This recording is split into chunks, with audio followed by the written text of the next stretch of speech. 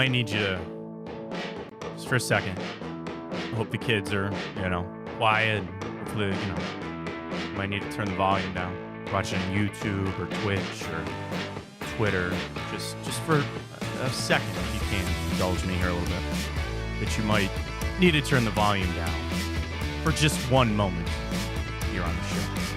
There's only one reason that you would need to turn the volume down just a little bit, and that would be the guard! Yeah! Yeah!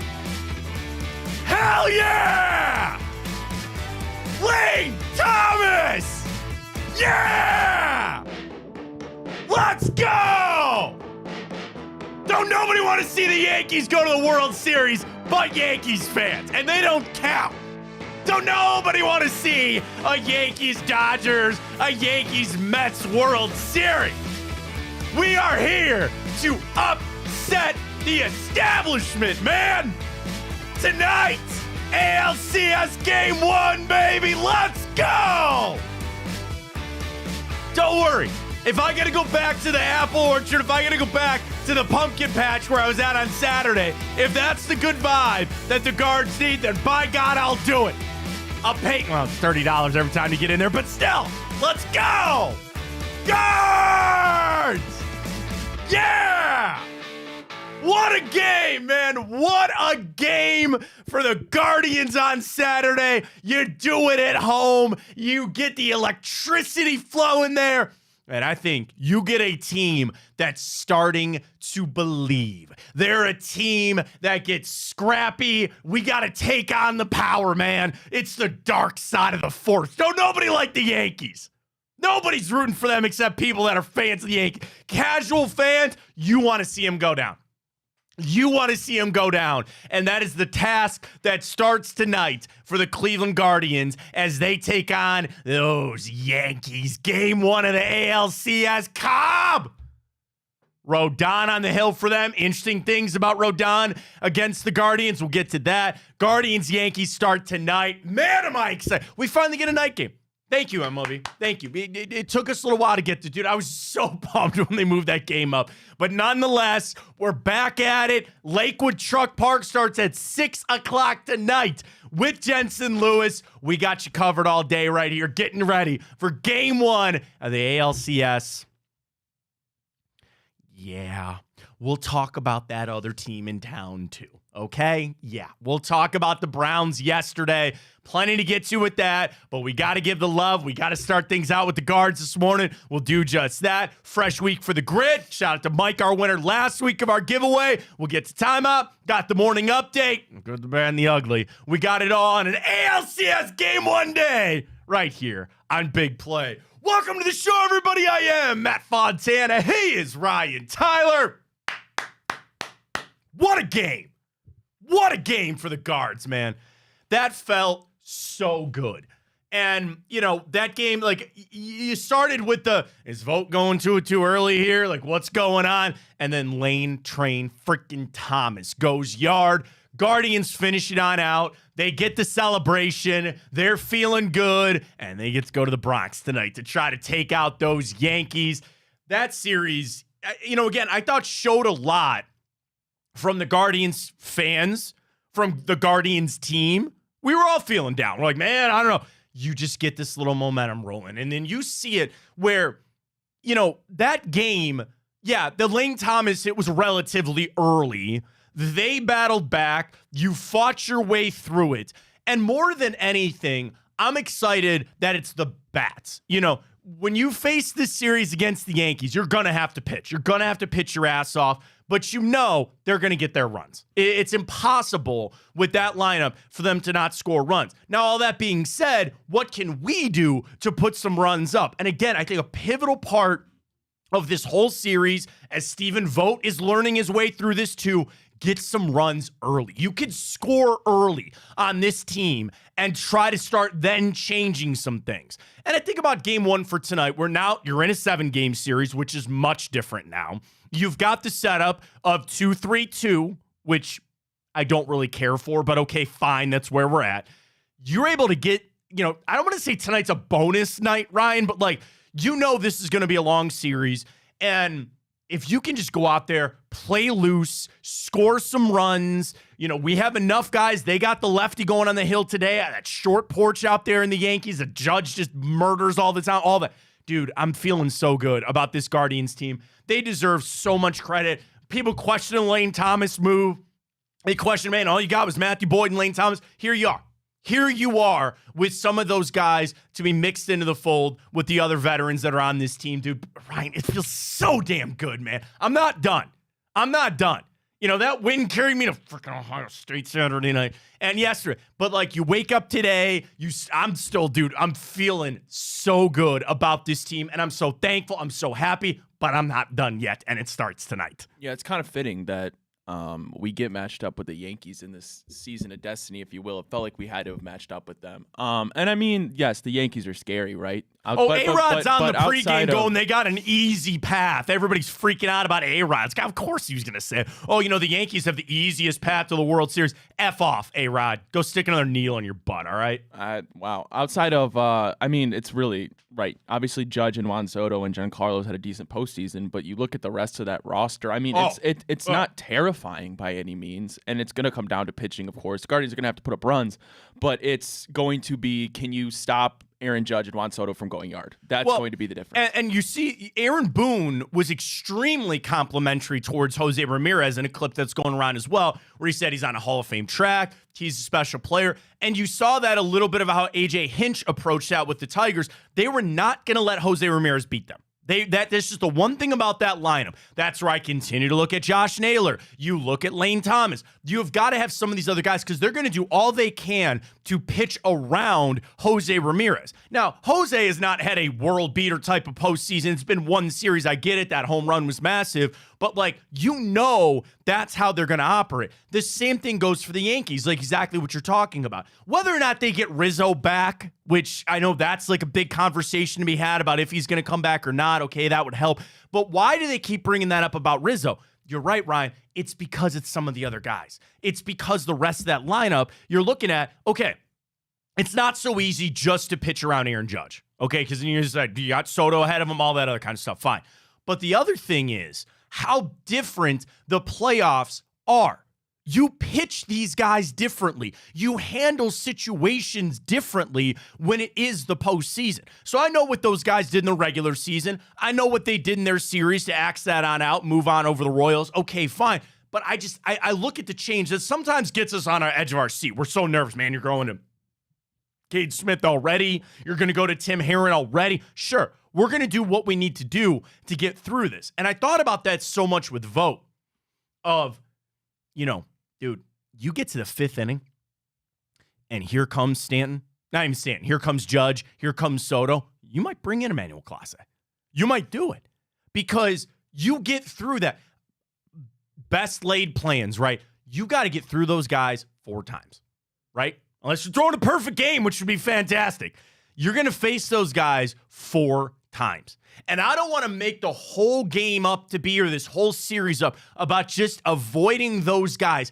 But tonight, I could look at it and maybe believe that this game could be down to 8 to 10 at bats. And that is the big mashers. It's that middle of the lineup right there. Not in the middle of, 2-3 lineup there for the Yankees. You get through those 8 at bats, then we're talking about something else. But it's so similar to the Guardians, where the Yankees are going to need some of their other guys to step up. Okay, they beat a Royals team, solid. I thought the Tigers maybe had a little more going for them. Okay, sure, fine. And the Yankees sit here and they're cocky. You know that they're sitting there believing every word that A-Rod is saying about, man, they got an easy path, and wait till Garrett Cole gets pitching and all that other kind of stuff. Yeah, sure. You want to believe that? Whatever. I'm so aside of that. Don't take anything A-Rod's saying to heart. Okay, he's a homer. He's a homer. He's a Yankee homer is what he is. And they only had the 4 games. So you want to take a 4-game sample size out of the Royals. They had to face Cole Ragans, sure. But you're right. Wells, their catcher, batting $125. Gleyber Torres, batting 200. Soto even himself, Verdugo, 214. Judge only batting 154. Again, 4 games. But if you look at it, deal with Volpe. Deal with Wells. Deal with Jazz Chisholm, who's, out there creating problems and all. You deal with some of those other guys. You try to avoid Judge and Soto the best you can, and you play it out from there. That's going to be the key for tonight. Now, they go with Alex Cobb, which I think is the right call, because obviously you couldn't pitch Bibee, you couldn't pitch Boyd. By the way, do you know Bibee did not face the Yankees this year? And we're facing Carlos Rodon, who we've seen a lot of through his time in Chicago. We also, in the 6-game regular season, didn't face Carlos Rodon this season on the Guardians side of things. But I like Cobb for the veteran. He's not going to be intimidated by and it's hard because, dude, you're going to Yankee Stadium for a playoff game. Like, it's not going to be easy. I get it. But you go with a little more confidence. You go with a guy that has been there before, has pitched in big games. I like that. I like it a lot. Now, what you get out of Cobb with how this schedule goes, again, is Vogt going to be quick on saying, yep, we're going right to these guys. Cade Smith's going to throw 30 pitches. Hunter Gaddis got to go 30 pitches. And we talked to Jensen about it on Friday. Hunter Gaddis has done that before as a starter. A little different now for Cade Smith. A little bit different for Tim Herron. And yeah, you're going to need guys like Sabrowski. And every time Eli Morgan comes in, you're just like, what are we going to get? You're going to have to piecemeal this together. But it starts with Cobb. And I think tonight, to get to the 4th inning, or dare I even say the 5th inning, try to stretch this out a little bit, or try to squeak that run across. You try to get after that a little earlier in the game. Carlos Rodon had one start against the Royals. Didn't go that well. That was the game they lost, right? Was that not the one game they lost? Stand by. I have no idea who's pitching for that. Carlos Rodon, he was their one loss. 3 2/3, he gave up 4 runs and a home run. That was the one game they lost, was Carlos Rodon. Here's your chance, man. Here's your chance. And I'm not saying that you won't have another chance down the road, but here's your one shot tonight. I think it's your best chance to set a tone for this thing. You got to, again, lefty is kind of tough for this lineup, but you're going to get Lane Thomas in there. You're going to get David Fry in there. That's one of the biggest things I think is so great about this lineup. When we used to be so left-handed dominant, now you got 2 righties in that lineup that you feel really good about hitting. And you feel good about, they're going to play. Fry will be in the 2-hole tonight, probably. I like Lane Thomas in that cleanup spot. And again, get something out of Josh Naylor. Freaking Stephen Kwan's back, man. Freaking Stephen Kwan. Did you see that graphic they had up? All-time 5-game series. Was it 12 hits he had? 11 or 12? On the leaderboard of all-time hits in a series like that. Stephen Kwan is back. Be that table setter. Get on. Run a little bit. Get after it tonight for the Guards, man. It's going to be so... Oh, my God. It's going to be so great. Yeah, I need to remind myself, and everybody needs to remind themselves, that this is going to be a long series, right? I mean, that Detroit series was best of 5. And to me, that series felt like it was an eternity. And this one is a minimum of 4 games, possibility to go 7. It's going to be a marathon this next week. And it's going to be an emotional roller coaster. So regardless. You're today, tomorrow, off Wednesday, Thursday, Friday, Saturday at home. And then if needed, we'll just sweep them. It's no big deal. Then you go back to Yankee Stadium. You're right, Ryan. It's right. The flip of the 5-game series versus the 7-game series is massive. That's why tonight, and I'm not saying if we don't win tonight that the series is over. I'm not going to say that at all. But that's why, tonight, man, is just such a primer. It's such a good one to steal away from this. I didn't even look at the betting. I haven't looked, okay? I'm going to guess minus 140 for the Yankees. Is that too much? No, it's probably right. Minus 160. Minus 160. We're plus 135. 1.5. 1.5. Minus 130. Or I'm sorry, plus 130 for the Yankees to win by a run or by 2 runs or not. That's what I got. So again, that's how it's going to play out. You know it's the Yankees. You know they're the big bad team in the AL and all that. I see the holes, man. I see the opportunities. Starts now with Alex Cobb. We'll get after, man. It's going to be so exciting. Again, 6 o'clock tonight. 5 o'clock. 5:30. 5:30 because it's 7:38. First pitch. 5:30 will be. You can get there at 6 o'clock if you want. 5:30. Lipton Hard Iced Tea. We'll be at Lakewood Truck Park. Stop on out. See Jensen, Padone. We're gonna be there. It's gonna be awesome. It's the primer, and we'll get going tonight for the Guards. I tried to hold this off as long as I could. I'd rather talk Ohio State at this point. Okay. Yeah. Ryan Day, 1 win in his career against top 5 teams. Will Howard can't count to 3, apparently. They're still making the playoffs. I agree with some Ben Axelrod said, and I said the same thing after Georgia, Alabama. Give those teams their token, they're in.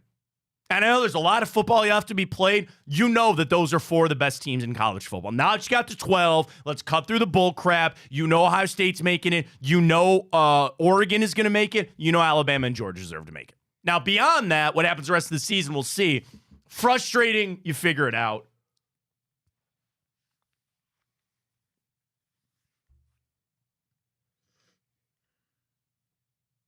You cover the kids' ears for a second, right? I don't know how to do that. Cover the kids' ears. What the fuck are we doing? What are we doing? What are we doing?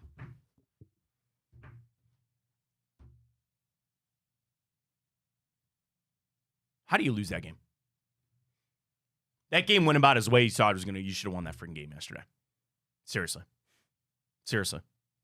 You have Myles Garrett making the play that he did. You had a defense that, frankly, kept the Eagles in check for a little while. One long pass, of course, you knew they were going to gash you eventually. Freaking A.J. Brown looked like Terrell Owens in his prime over there for the Eagles, all right? You had an opportunity to win that football game. You ran the ball better.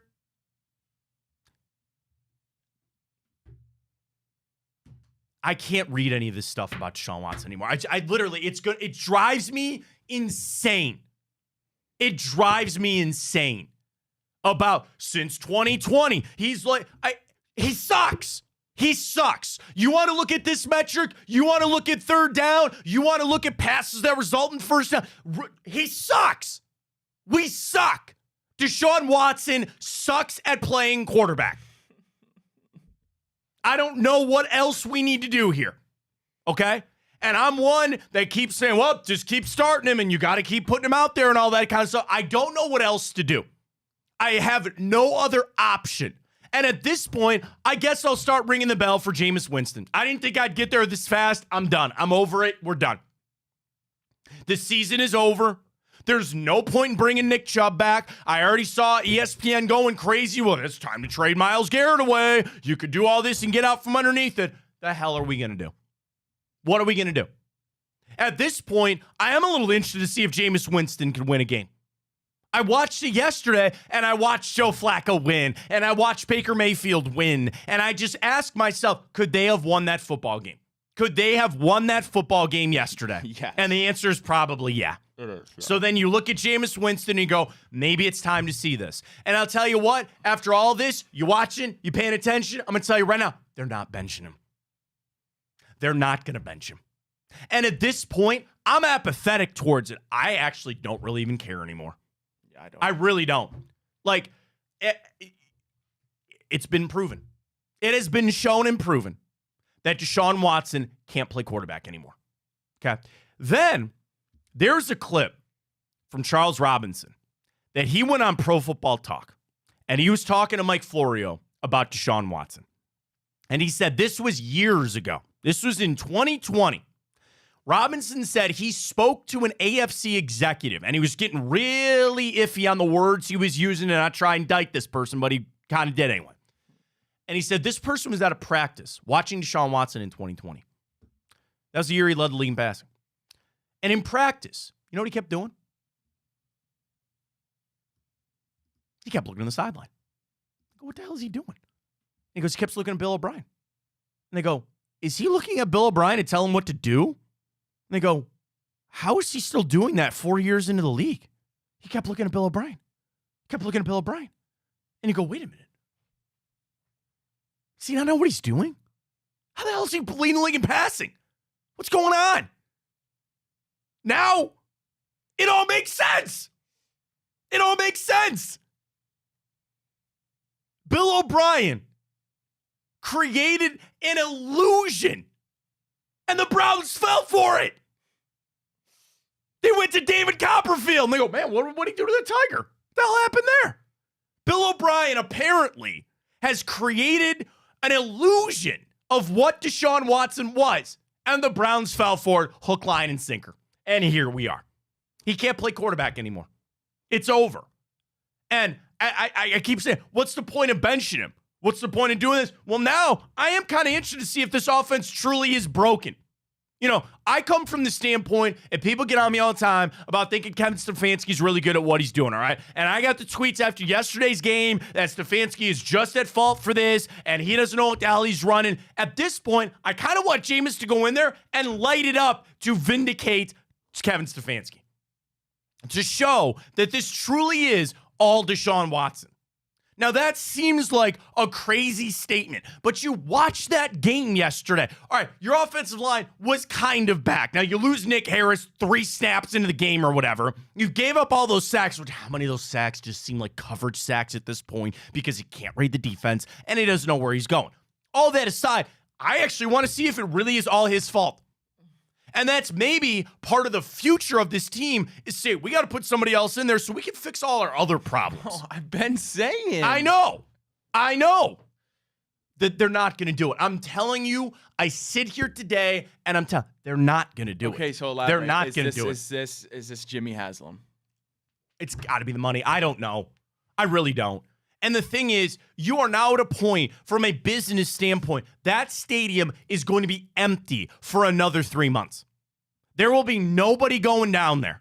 You got the Bengals, who got a solid win last night. They're coming in here. They're back on the warpath. They're trying to climb their way back into it. You're going to get the full contingent of the Cincinnati Bengals coming up Sunday. And I'll tell you that, too. Their defense still didn't look all that great. Thank God they played Danny Dimes without Malik Neighbors, and they held them to a touchdown. That was it. But you want to see a bad defense coming in, sure. Now you get to put Deshaun Watson out there and say, dude, this is a defense you should be able to carve up. This should be a defense that you should show me a little bit. Now, yesterday, you want to try to jump on the second half when he was 11 out of 12 for 122 yards. Ryan, do you know what yesterday was? I saw it. You know what yesterday was? They did a flip. They had a change, and they said, we are going to treat you like a rookie quarterback. These short throws, this stuff that really isn't that impactful, like trying to get it to Jerry Jeudy. Dude, the miss is the one where he just rocketed. Not even close to him. Are you just pointing like, go that way? What? What are we doing? I saw a change. And I think what yesterday was maybe the last gasp of saying, we're going to try to run the football and we're going to try to treat you like a rookie quarterback, Sean, and that's all we have left. And you still lost the football game. You still lost the football game. So the only thing left now is to bench him, and they're not going to do it. I know they're not. Kevin Stefanski came right after the game and said, absolutely, nope, he's still my starting quarterback and all that. They have a choice. Money is a factor in this. There is nothing left.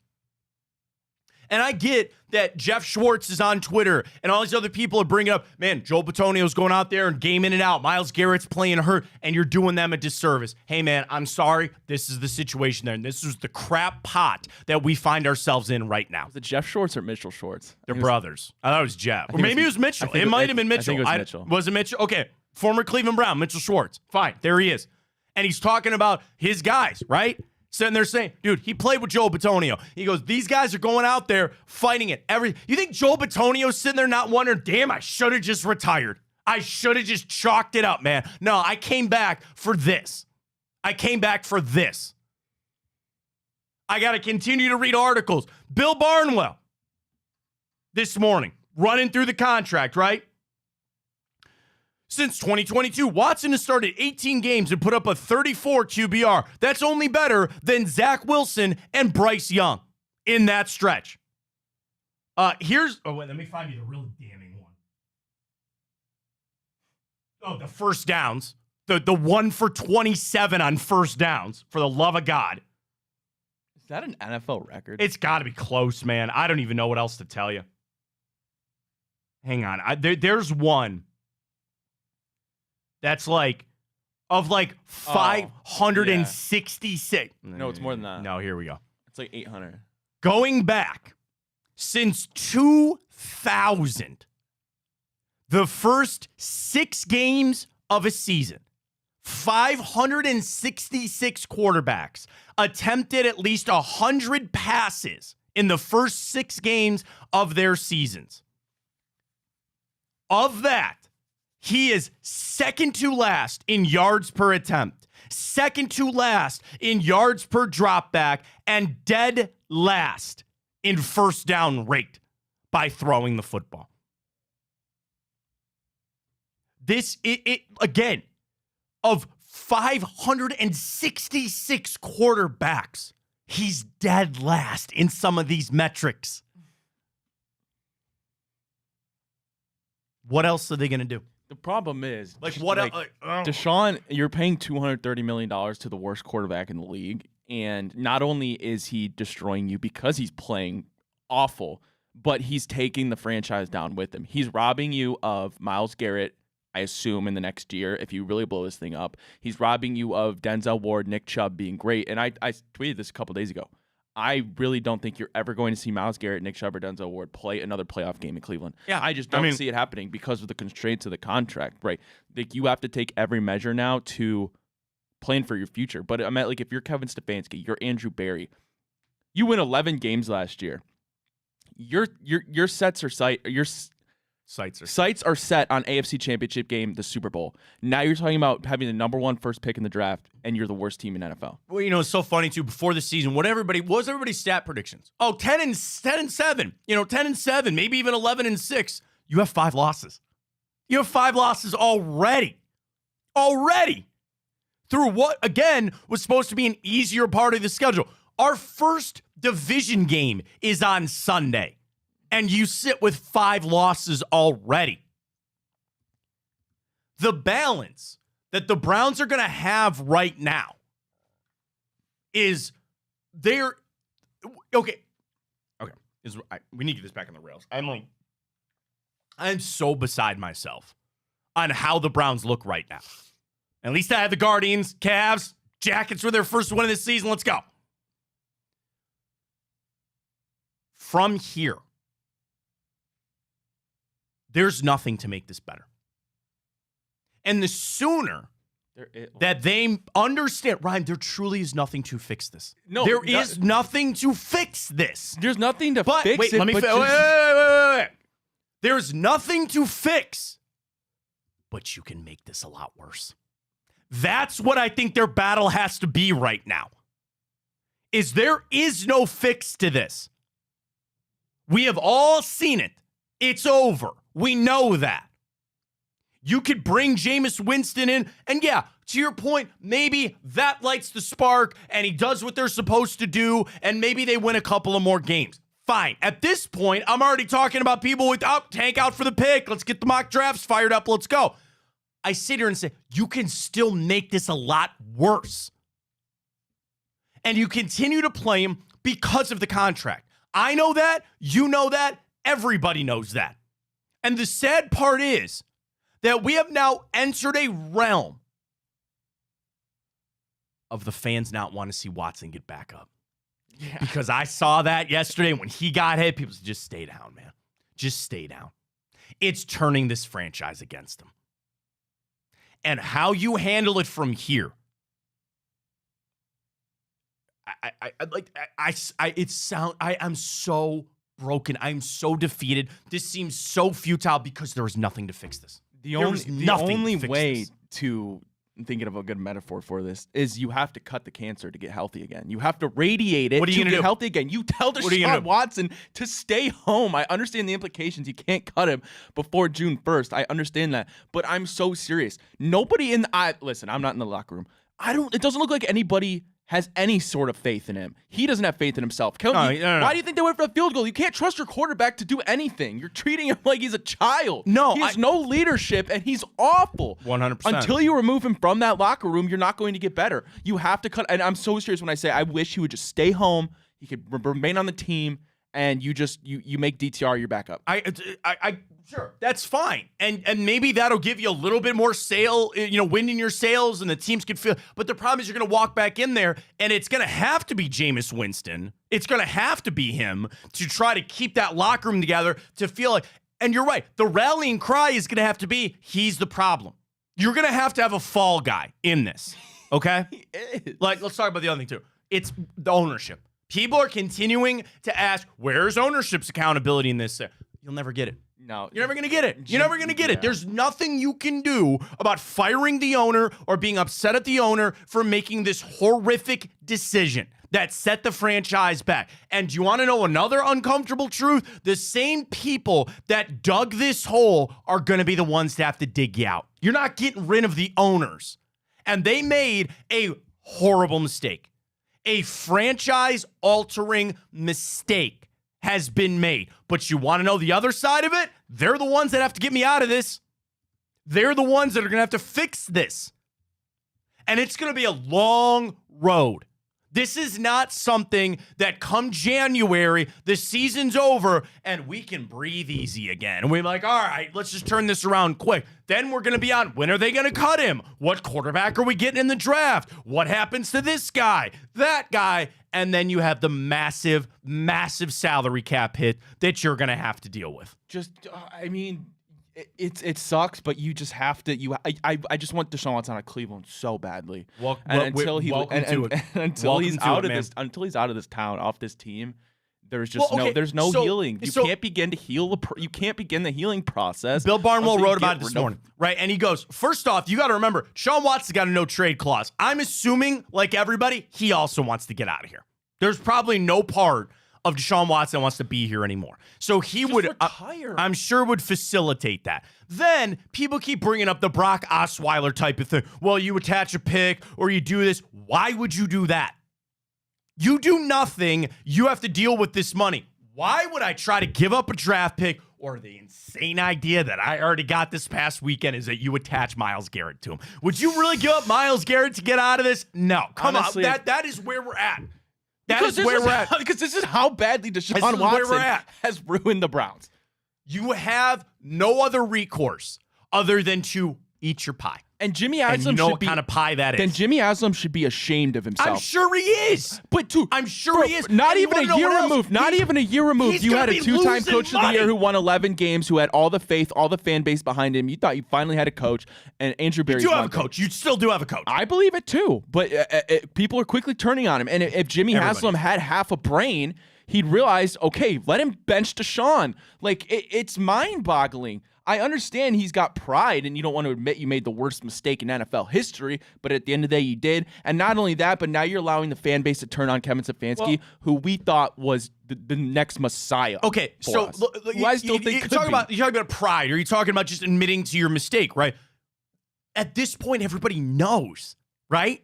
Is anybody out there not convinced that Deshaun Watson will never be the guy? So be a good owner and give the fans what they want. It's not like this is fans don't know football. We know what we're doing. We make the decisions. No, this is a clear. Wait for that this week too, right? This is a clear issue. Yeah, no, I get it, and that's where they're getting spicy and snippy and snappy about. People are watching this and they're watching that. Bro, shut up.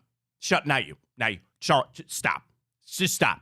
You have no room to stand on him. We have nothing to sit there and try to tell me that these people don't know this or they don't know that. Well, we're still missing guys on the offensive line, and you still played the Eagles, which are a really good football team and all that kind of stuff. We're done here. We're done. And the problem is, when you think about where you're going to go from here and how you're going to have to handle and navigate this, it is going to get worse. It's going to get worse. And what they're probably saying is, and I can't come up with any other reason other than they're going to keep running Deshaun Watson out there to spite him. That's what this feels like, that they are running him out there to spite him. And that might cost other people their jobs. That might sit there and chail guy, hey, man, I don't want to come back to this team anymore. How are you going to get free agents to come here? Think about that. Let's get to the offseason now. Hey, man, come on in. We're going to rebuild this thing here. No. We're going to go back to that same Cleveland Browns team in the 2010s, handing money out to Kenny Britt and Dwayne Bowe and Randy Starks just to come here and steal money because ain't nobody want to come here play anymore. You built this up. You had 2 years. That's it. You had 2 years, and we didn't even get past the second round of the playoffs. You didn't have a 5-year run. You didn't get to some AFC championship game. You sold out. You did everything you could, and I got 2 playoffs, and I'm going to be paying for this for a decade. That's it. Well, Deshaun Watson has $230 million. I don't even care anymore. I don't even care anymore. He gets to part ways with Cleveland and be rich forever.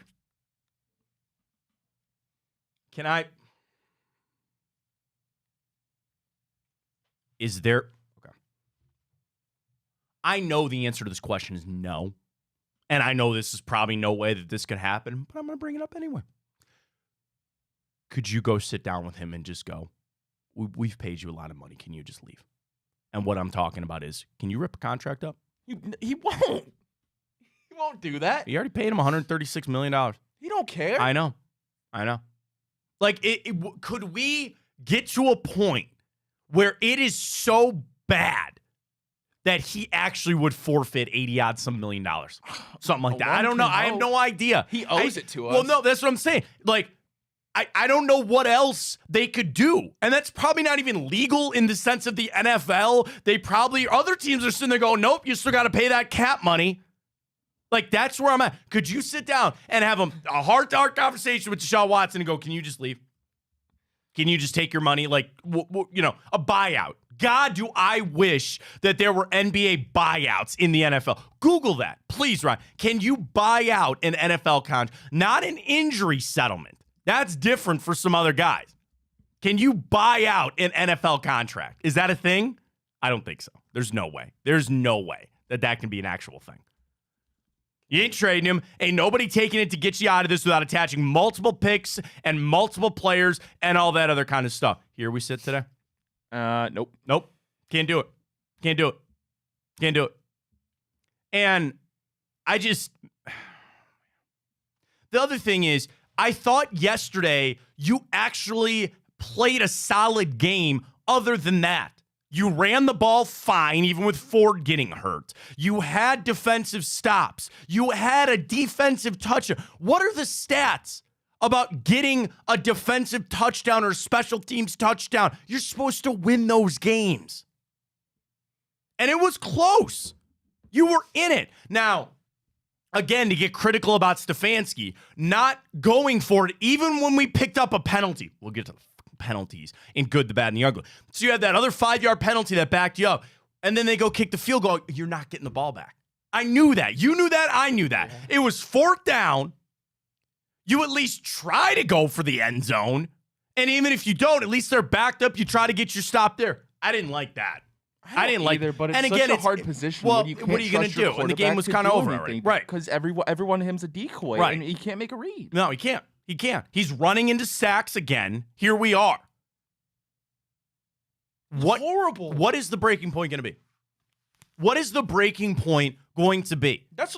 I've reached it. You've reached it. Ryan has reached it. I don't have what is finally going to be? Him. But the thing is, that money, you almost have to set it aside. I've been screaming that for a while. There's nothing you can do about that. So what is the breaking point going to be? I don't know. I can't stand watching Deshaun Watson play quarterback. There's getting to a point where you just, I don't want to watch anymore. I don't want Nobody wants to watch I want him anymore. out of the city, and I never want him to come back. I think we all agree with that. Like, I think we're all sitting here, and I said it last week, and it's unfortunate that this continues to ring true. And here is the truth that is just so impactful. And I don't mean to make statements like this and just get out there and the Browns trading for Deshaun Watson set this franchise back further than Art Modell taking the team to Baltimore. I need to clip that. Please send that out. You want me to do it again so it's nice and clipped? All right, you ready? I'm going to send this out. I said it last week. I'm going to say it again here. This is an uncomfortable, at this point, fact that the Browns trading and signing Deshaun Watson to the contract they did has set this franchise back further than Art Modell taking the team away. Because when he took the team away, they were gone for 3 years. They came back. They made the playoffs a couple years after that. You have had 3 years of Deshaun Watson. You're going to have at least 3 more years of this being impacted. There is a real world that this move has set the franchise back further than Art Modell taking the team away. Do you know how monumental that is? Do you know how massive a statement like that is? And I'm sure there will be people out there that tell me I'm insane and you got your team taken away and all that kind of stuff. I saw tweets of people saying, Baltimore, take it back. We didn't want to watch. You don't even want to watch this team right now. That's how bad it is. There is no trap door. There is no secret passage out of this. You will feel the ramifications of this deal for another 3 years. 3. And you could sit there and say, well, they'll navigate the cap, and that's what Andrew Berry does. I've been through bad seasons, and I've been down, and I've been low. And those were a lot of teams that I didn't expect much from anyway. And I thought this year was going to be a good year for the Cleveland Browns. This might be the lowest that I felt in my fandom of the Cleveland Browns ever. Ever. I have never been in this position before where watching my team play, I have never felt this level of hopelessness. And you say it going through 0-16, through 1-15, but we talked ourselves into it, and you tried to believe this guy, you tried to believe that. You sit here and you have no faith and no hope in this team. None. And we're not over. It's not done yet. And you're going to have to deal with this for a long time coming. And the other thing that is so hurtful is you're right. There are good players that aren't going to be here anymore.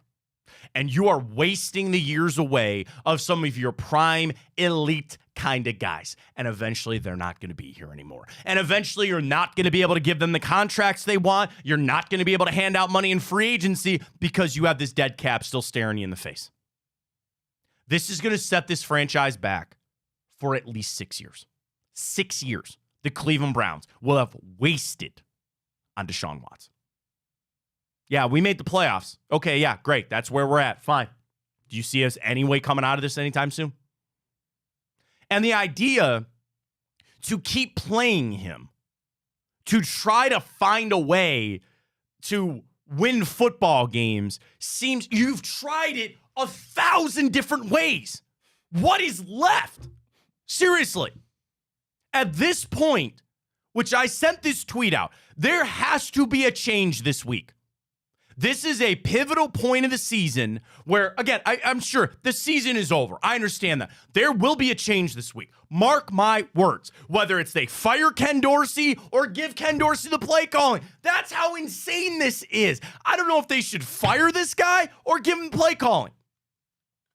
It's time to bench Deshaun Watson. They're not going to do that. There is something that has got to change this week. Something has to. And whether it's them coming out, which I do think there were elements of this yesterday, taking Ken Dorsey and ripping that up and saying, we're not doing that anymore. And we're going to go back to what Kevin Stefanski wants to run. And Deshaun, you don't really run this all that well. Don't care. Thank you. Don't care.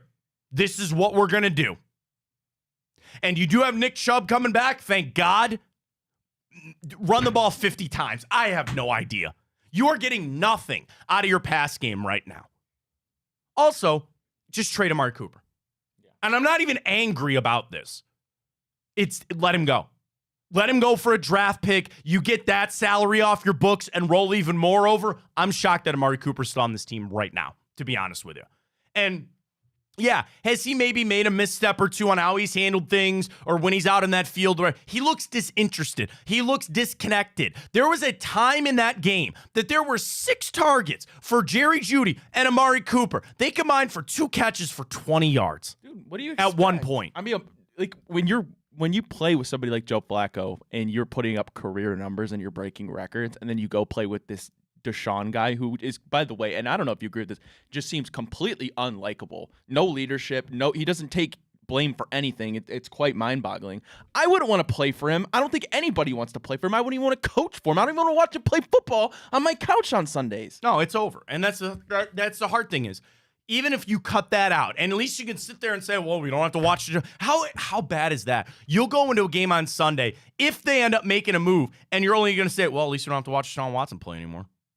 Seriously, that's going to have to be the best thing. Is you just sit there and you go, well, at least I don't have to watch Deshaun play anymore. Right now, I'm not enjoying football, and the only way is if I don't have to ever watch Deshaun Watson play football for my team again. No, I'm 100%. All right, let's run through it. The good, the bad, and the ugly, and then we're flipping right back to the guards. But let's wrap things up with the good, the bad, and the ugly.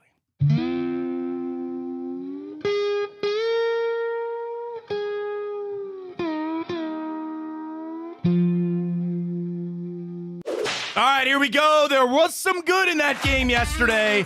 I think the defense at moments. Ryan, is this not the right bet? No, we're in the other studio. That's probably why, right? Is it this one? Yeah, right. It's Kevin Stefanski. Yeah, I don't know if I want to hear from Stefanski right now, but all right. Everything's ugly. That's all right. We're all good. Good. I think the defense at moments had some good plays. Don't know how good it was. All right, fine. Myles Garrett is a game wrecker. That's never not been true. Jeremiah Owusu-Koramoah had a great game. And Philly cheesesteaks are always very good. Got it. Like when you get the the toasted bun. Wait, hold up. What? Bro. Preston's back. I got to read his comment. Okay. Get another quarterback. Y'all going to run him out too. Didn't beat any good teams last year. You did the same with Baker and he won a playoff game. Stop trying to microwave-ish. No, this is not a microwavable situation, Preston. Take your victory lap, man. I got nothing left to fight you, all right? Just take your victory lap. Everybody was right. Deshaun Watson sucked.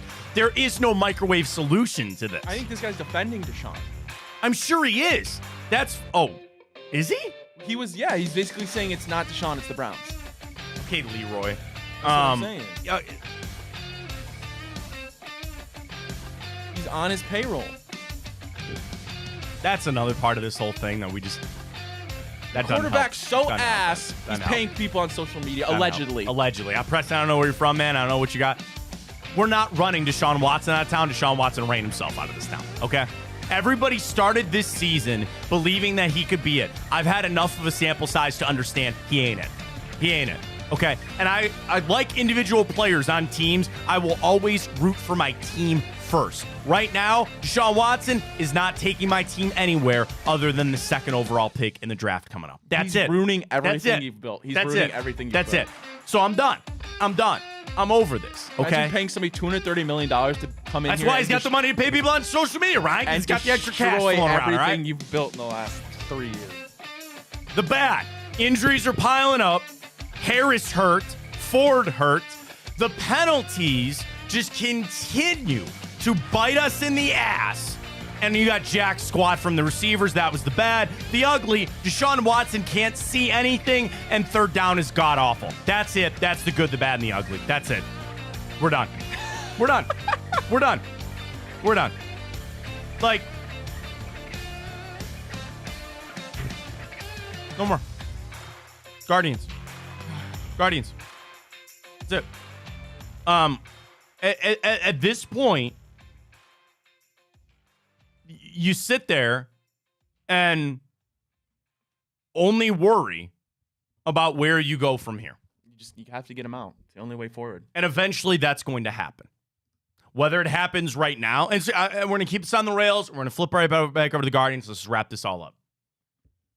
Another uncomfortable truth is I don't think it's as simple as just getting rid of Deshaun Watson. I think you have other problems. Now, were those problems created because your quarterback is not playing well? Is one of the marks of an elite quarterback when they erase some of the other problems on your team. 100%. 100%. We are light years away from that. So now, even if they come to the realization that it's time, don't expect everything just to be fixed right away. Don't sit there, and even if they just go to Jameis Winston, I think you're still going to struggle. And that's probably the reason that they sit there, other than the money. Listen, we all know why Deshaun Watson's still playing, all right? Beyond that, when they really boil it down, it probably comes back to, we don't think anybody else can do any better. Now, that's a tough statement when you see him rocketing it over guys and not completing passes and not picking up third downs and all that kind of stuff. You say, well, it can't get much worse, right? It can only try to get better. Just understand that eventually, when they do make that move, because it's going to happen, they will sit there and it's still going to be a bad football team. It's still going to be a broken football team. You're still fighting through injuries. You still have penalty problems. You still have schematic issues. And eventually, yes, I feel pretty confident in saying this, they're going to bench Deshaun Watson eventually. But just don't think Jameis Winston's going to come in and fix everything. All right? That's it. We're not naive enough to think that Deshaun Watson is the only problem. Obviously, that's not true. Is he the biggest problem? Undoubtedly. But all of your other problems are almost a direct result of because you tried to cater everything to this guy who you thought, okay, if we get Ken Dorsey in here, we run the spread offense, right? We get him Jerry Jeudy, Deshaun Watson will be good again. But it comes out, the reality is that Deshaun Watson's just really bad at football, and there's no fixing him. No. And you threw away everything you built that was working because you had to invest everything in Deshaun Watson, who is right now, statistically, the worst quarterback in the entire NFL. Then, when you talk about, which is hard because, you got to be focused here while also thinking about the big picture, right? If you're just going to be singularly focused on what you want to do moving forward, sure. And that's where you sit there and you say, okay, this is going to sound crazy, but it's true. There were some throws he completed, right? There were some things that you go, all right, we had to play here, we had to play there. It could still get worse. That's the hard thing. That's probably another thing is they factor all this in, trying to make the decision now. Yes, the money is the biggest reason why he's still playing, but eventually, do you have somebody else to pick up that mantle? Somebody else come in? Maybe it is Jameis Winston.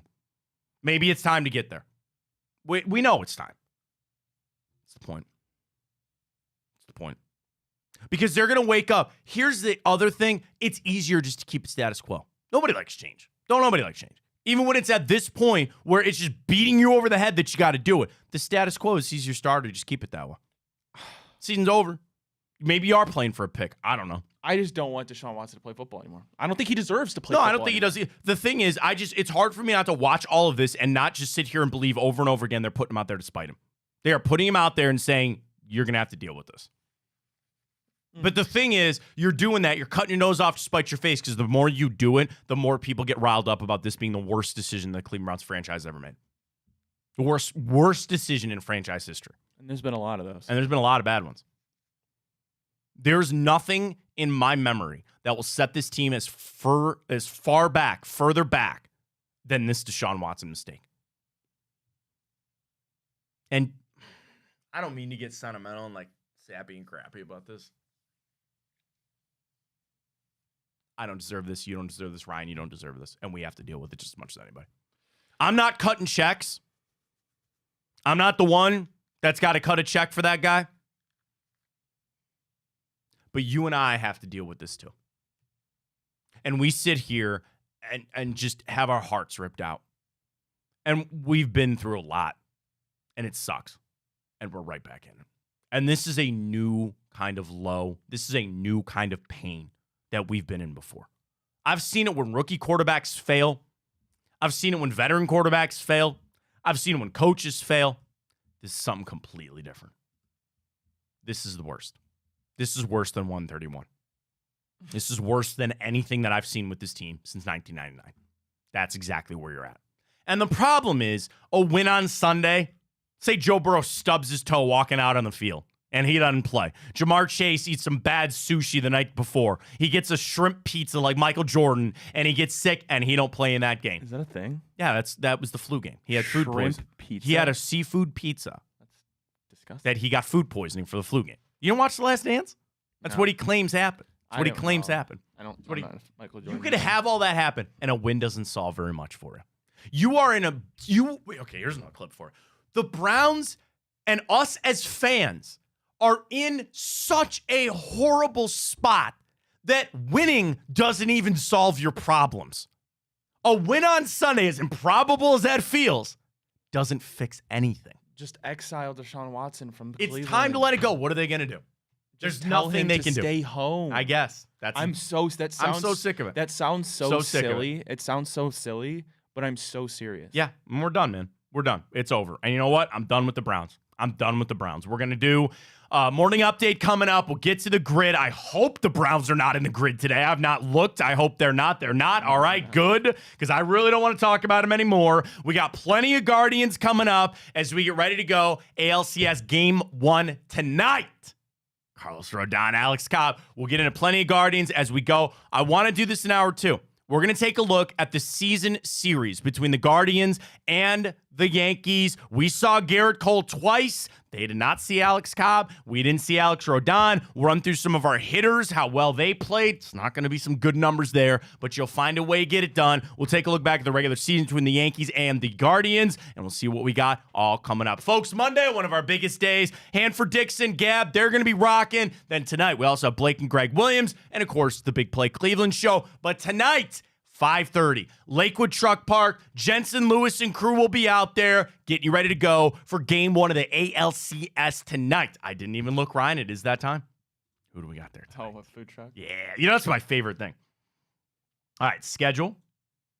Tonight is the 14th. Correct? Yes. Oh, we got original steaks and hoagies, baby. All day. Let's go.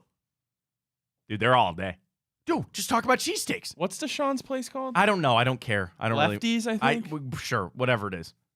Original steaks and hoagies, man. Let's go. Again, we will see you there tonight with Jensen and crew, presented by Lipton Hard Iced Tea. I'm going to have to go up just for a cheesesteak and our Lipton Hard Iced Tea, man. It's been a long weekend. It's been a long go for Cleveland's fans this weekend, but we're turning it around tonight, ALCS Game 1. So again, across Big Play, everywhere that you need it, check it out. We also have some interesting stuff coming up with our horse, our Big Play horse. You can go follow us on Twitter for that, Big Play Horse. Go to bigplay.com/horse. We got some content coming out with that. Ken's going to join us next week as we get ready to go for the Breeders' Cup with Seize the Gray. So we'll get all that coming up as well. Just follow us on Twitter X, at Big Play. We're at Matt Fontana Show across the board, Instagram, Twitter, Twitch, all of it. Check it out right there with us here at Big Play. All right, to catch our break in the morning, come back, morning update, grid. We got it all. Hour 2 upon us. Stay with us.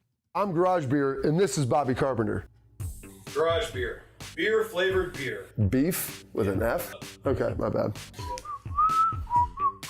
It's crisp and cool, and it doesn't taste like ass. I'm Bobby Carpenter. I drink in garages because my wife says I don't belong inside. If you like a cold breeze on your bag, drink Garage Beer. It's American, and so can you. Garage Beer. Beer-flavored beer. Well, how do they know I'm doing this? Did somebody leak this out? It's social media. Oh. It's just, that's the way social media works now. I thought maybe you were just running that yap. Hi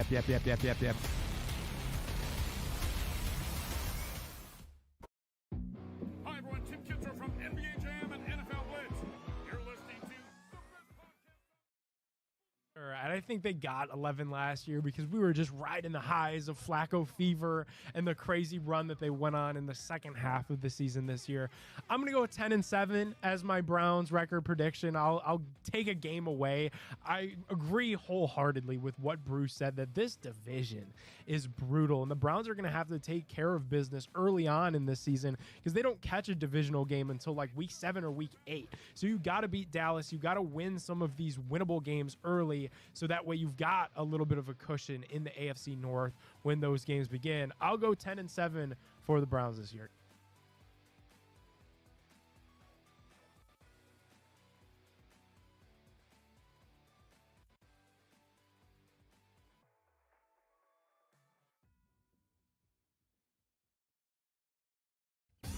I don't buy into this nonsense, this conspiracy nonsense that he's got his money and he's dogging it.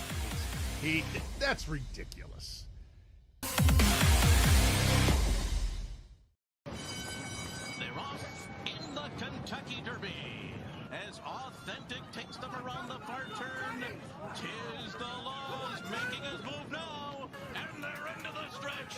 These two stride for stride. Authentic, 'tis the law. Here's the buyer. Authentic has won the Kentucky Derby.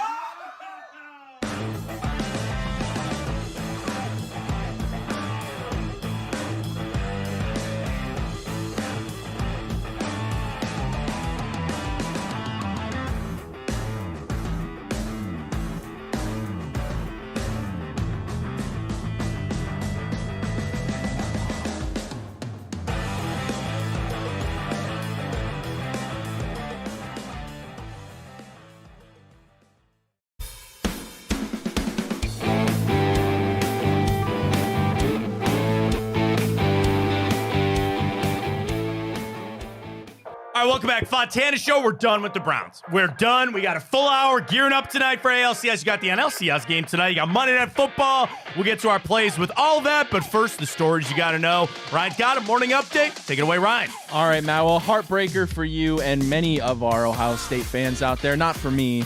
I'm not a fan, obviously, but I felt the pain. I felt the agony as the Buckeyes fall in Eugene to the Ducks, 32-31. Dylan Gabriel goes 341 yards, 2 touchdowns. Will Howard, not a bad day, but he doesn't get the win. Ohio State drops to 4 in the rankings. Penn State 3, Oregon moves up to 2, and Texas remains at number 1. You know, it's a great football game. You take out that got our hearts ripped out as Ohio State fans. It was a great game to watch.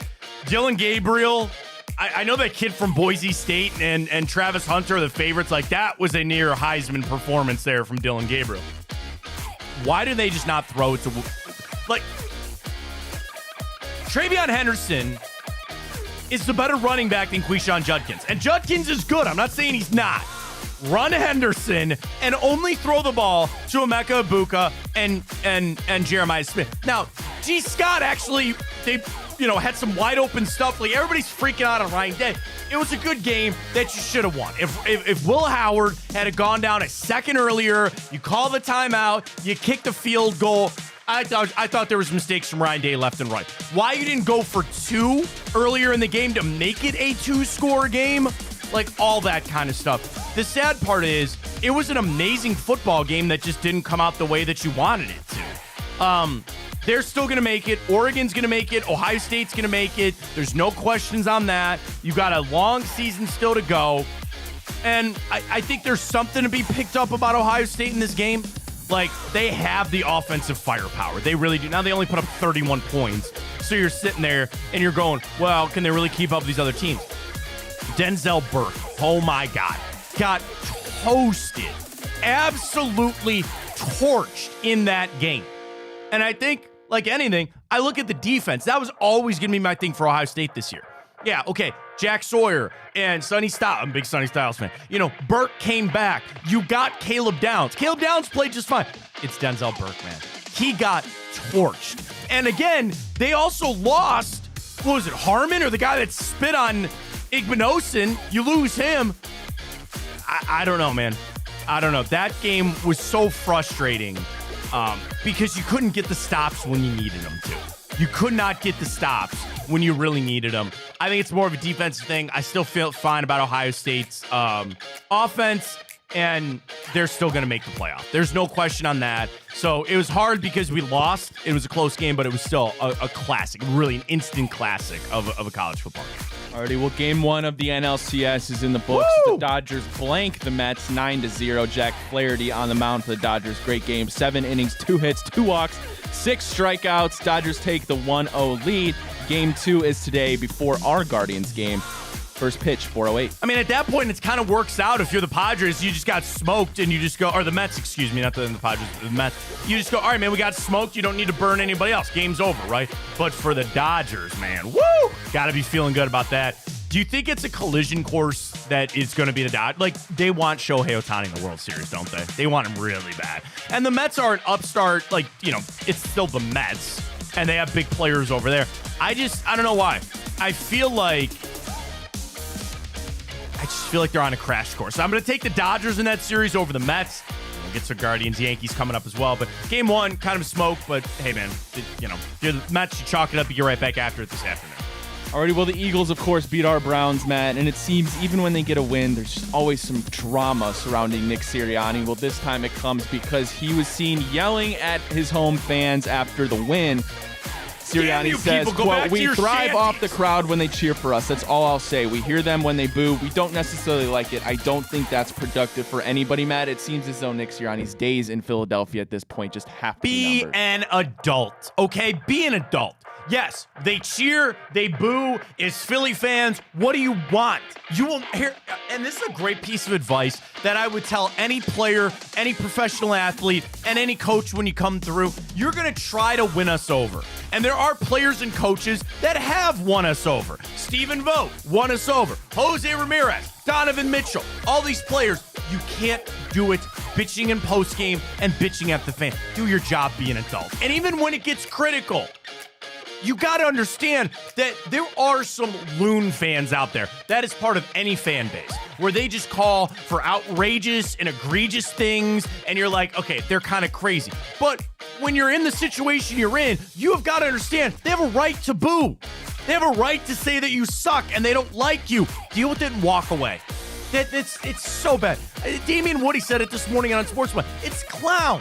That's clown, bro. That is serious. That is stupid stuff that he's doing. And you're right. Eventually, he's going to find his way out of there. Now, you know who's sitting there just smiling from ear to ear, grinning from ear to ear? It's Bill Belichick. He's going to have a choice, either Dallas or Philly next year of who he wants to coach. Good. Nick Sirianni's just fumbled that bag so bad. That team is so talented. Deal with it and shut up. That's my best advice to him, but again, might be too late for him. I don't know. We'll see. Alrighty, well, the Tigers. The Detroit Lions, they get a win 47-9 over the Cowboys as they rout them at home, but bad news for them. Aiden Hutchinson is out for the year after he broke his tibia. Bad. He got immediate surgery after the game. Quote, hate it for Hutch. That's tough. It was tough. He's in good hands right now. He's being taken care of. He'll stay back here, and obviously he's going to be down for a little while. Matt, Aiden Hutchinson was leading the league in sacks with 7.5 as his season comes to an end. Kind of a fluky thing. You know, he just kind of runs into the other guy and kicks his leg and all that. All that. We'll go around the league tomorrow.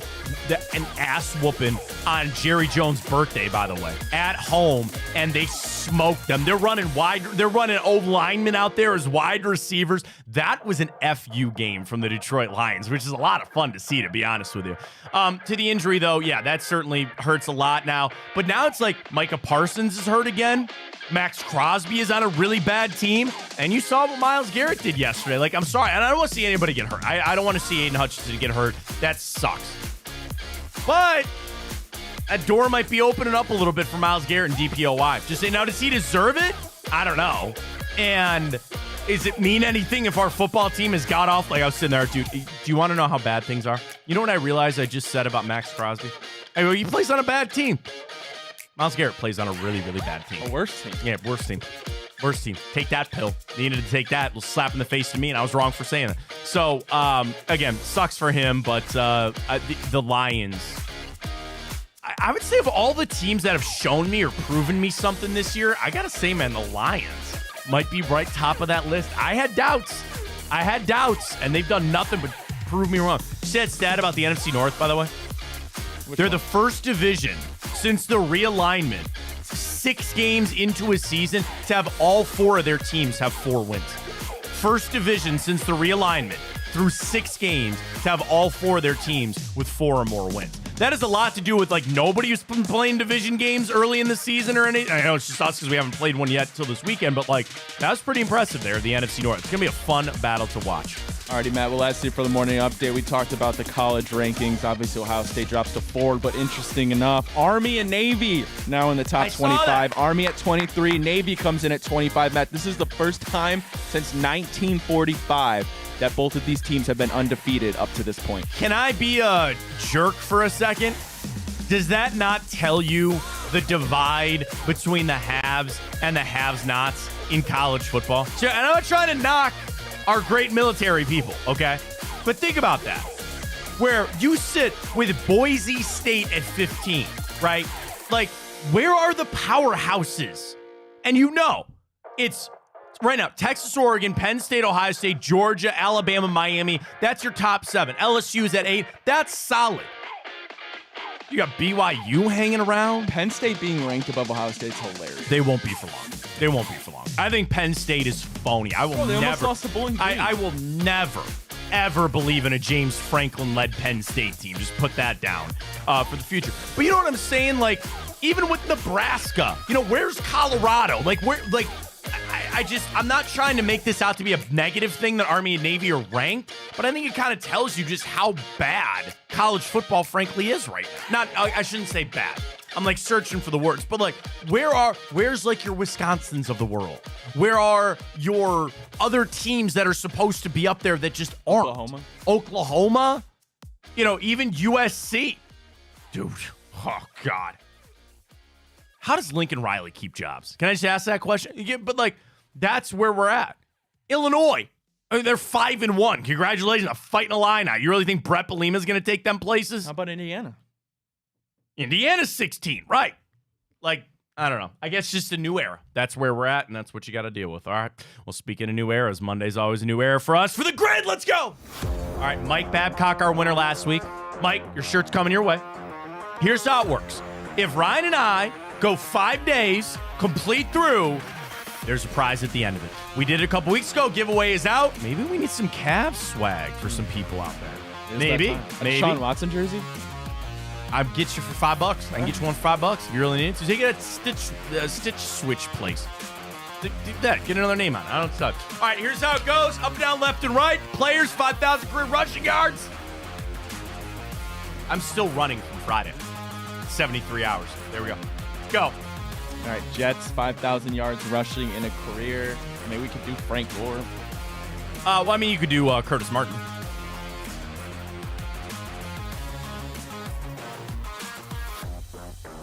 I don't think Marshawn Lynch played at either one of those other spots. No, he did not.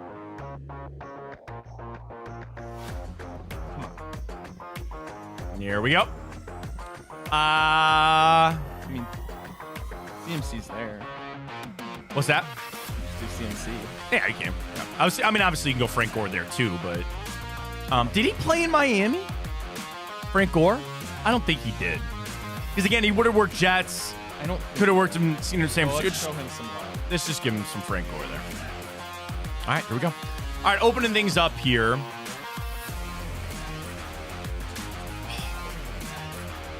Where...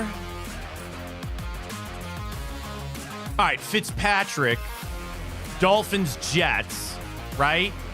But can we use him for Dolphins, Bills? Right? Yeah, I think so. Okay. So the thing is, can we come up with something for the other two? Jets, Dolphins feels like, is that not Robbie Chosen? No? Did he play? Ooh, God, I feel like there's a receiver that I'm forgetting. Yeah, no. Is it Robbie Chosen? I know he played for, yeah. I know he played for Miami. Did he play for the Jets? I think he did. I think he did too. I'm almost, yeah. I think he did.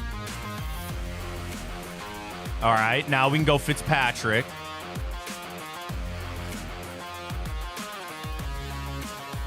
Okay. Dolphins. Is it not Matt Breida? It is Matt Breida. Right? He definitely played for the Dolphins, right? Yeah. Good. All right. Bears. Bears, Jets. Is that not Brandon Marshall? Yeah, and I feel like he works for the Bills too, but I know Jets. Yeah. Brandon Marshall for sure. Right there. Let's get that out of the way. Okay. Bears, Bills.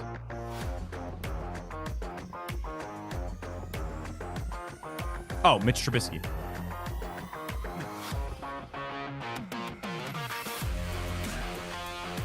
All right.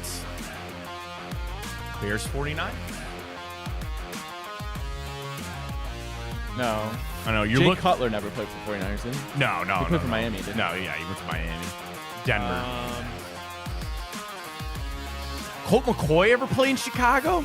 No. Jimmy Garoppolo, no. Jimmy Graham, no.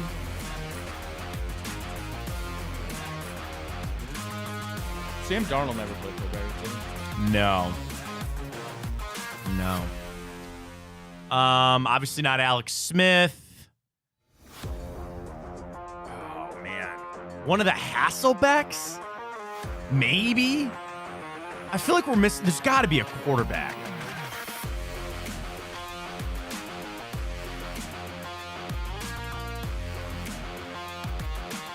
Man, I'm not going to be able to get off. I feel like one of the Hasselbecks, but I don't know. Oh, no, I was going to say Jim Harbaugh, but I think he only played in Indy and Chicago and then coached. I don't know. Hold off on that. I kind of maybe like Harbaugh there, but we got to come up with something better than that. Ted Ginn, no. Oh, my gosh. Could we have done Ted Ginn for Miami and San Francisco and moved Matt Breida over? Yeah, probably could have. Right, because he played for the Bears. Deontay Foreman, do you ever play in San Francisco? Don't think so. I'm trying to think, like, offensive line is so hard. Khalil Mack, no.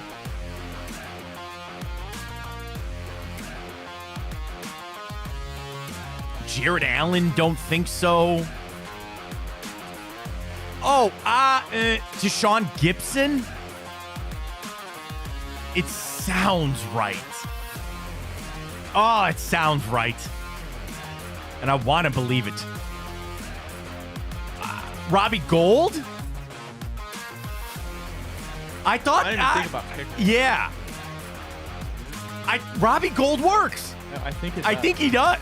I think he does. Rip it. I feel pretty Did he confident. kick for the Bears? Huh? Did he kick for the Bears?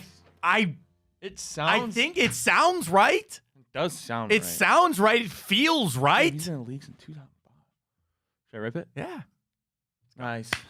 Very nice. That's how we started. Oh, he was the most popular. I'm sure he's the most popular. Yep. That's Sure he's the funny. most popular. Nice. Raheem Mostert, good call on that. Yep. Okay. Yep. Good call. Robbie Gold. There we go. That's how you start the week off when it comes to the Immaculate Grip. All right, we'll start it off tonight with the Guardians. Game 1. How you feel, Ryan? Because like I look at this game tonight. We are not going to be favored. Okay, we are the underdog. Now, the fun thing is we have pretty much relished that. Like, I know you're the favorite against the Tigers, but everything that you did this season, the underdog, nobody expected you to be there. Nobody expected you to do what you did. And now you face the Giant. This truly feels like David versus Goliath when you face the Yankees. But I find it interesting from this standpoint. Like, I don't know why. I gotta say this. Like, are the Yankees that good? Like, I'm just gonna say that blanket statement. When I watch them play, like Garrett Cole coming off the injury, he's solid. He's really that good. But then I look around and their bullpen is a mess. They have no idea what they're doing. They go with Weaver. They still have Clay Holmes, like Tommy Kahnle. Okay, fine. I don't know if they know what they're doing back there. Okay, they got Clark Schmidt back. Fine. They're going to ride Garrett Cole, then Rodon. Those are your three. So if anything, you know your three starters. You know it's going to be Cole you'll face probably in game 2. They're going to start in what they probably feel like is a bonus win for them. They're going to throw Rodon tonight because they feel like, hey, man, we get a win, that's a bonus. If not, you're not beating Garrett Cole, right? Although, what are we doing against Garrett Cole? What do we do that? I knew that was going to happen. So you know your three starters that you got. Their bullpen kind of sucks. Kind of sucks, right? So if you feel like you can get after Rodon, maybe Boone get to it a little bit earlier, then you get to Aaron. I almost want to do like the Friday report card here for us versus the Yankees. So again, starting pitching, you got to give it to them because they have Garrett Cole. We have the much better bullpen. You talk managers, okay? You got to give it to Aaron Boone. Got to give it to Aaron Boone. He's been there. He's seen it. They didn't win a championship, but he's been there a long time. Certainly pressure on him, but he knows what he's freaking doing. Then you talk about position players, all right? And I think about they have, 3 of the 4 best players in this series? In no particular order. Soto, Judge, Jose. You know, do I give it? Lane Thomas, baby. I don't know. I'm like, do you give it to Giancarlo Stanton? No. It's not Verdugo. It's not Volpe. It's Lane Thomas. It might be. So then you talk about, okay, star power goes towards the Yankees. But then I think you're right, Ryan. I think it's that middle part of Lane Thomas and then Josh Naylor and Stephen Kwan and John Kenzie Noel. I think it's borderline even, maybe a little twist towards us. Now, the guys would be Jazz Chisholm, who did not play well in that Royals series. They're, again, whether or not they get Rizzo back, that could change some things. But I'm trying to find that way that I lean it back towards us. It's more equal than I think some people think. And it's easy to get drunk on Garrett Cole, Juan Soto, and Aaron Judge. When you start to peel some of that away, then maybe I start to feel a little bit better about how the Guardians played it out. So here's what I want to do. Our season versus the Yankees, okay? So we played them 6 games, 3-3 in the regular season, all right? We have to go all the way back to April 13th when we had a rainout doubleheader and then we won the series finale. So again, this was at home against the Yankees. They swept the doubleheader 3-2 and 8-2. You know what that made our record, Ryan? 9-5. That was that long ago. Then we beat them in a 10-inning extra inning affair, 8-7, all the way back on April 14th. Then We didn't see the Yankees again. So that was April 13th that you played them. Then you went to New York in August. We won 9-5 in 12. They beat us 8-1. They beat us 6-0. So on this series, they won 4 out of the 6. Just if you want to look at it from that standpoint. Now, the thing is, they scored 6, 8, 5 runs in that series. I'm just going to take away the April one. April seems so far ago. But okay, so that's where you're at. Then batting-wise, the 6 games that we played against the Yankees, Jose Ramirez played in all 6 of those games. Take this, and again, I'm just doing this just so we have a primer for ready to go. He only batted 130. Now, he had a home run. Andres Gimenez, $174. Let me do this.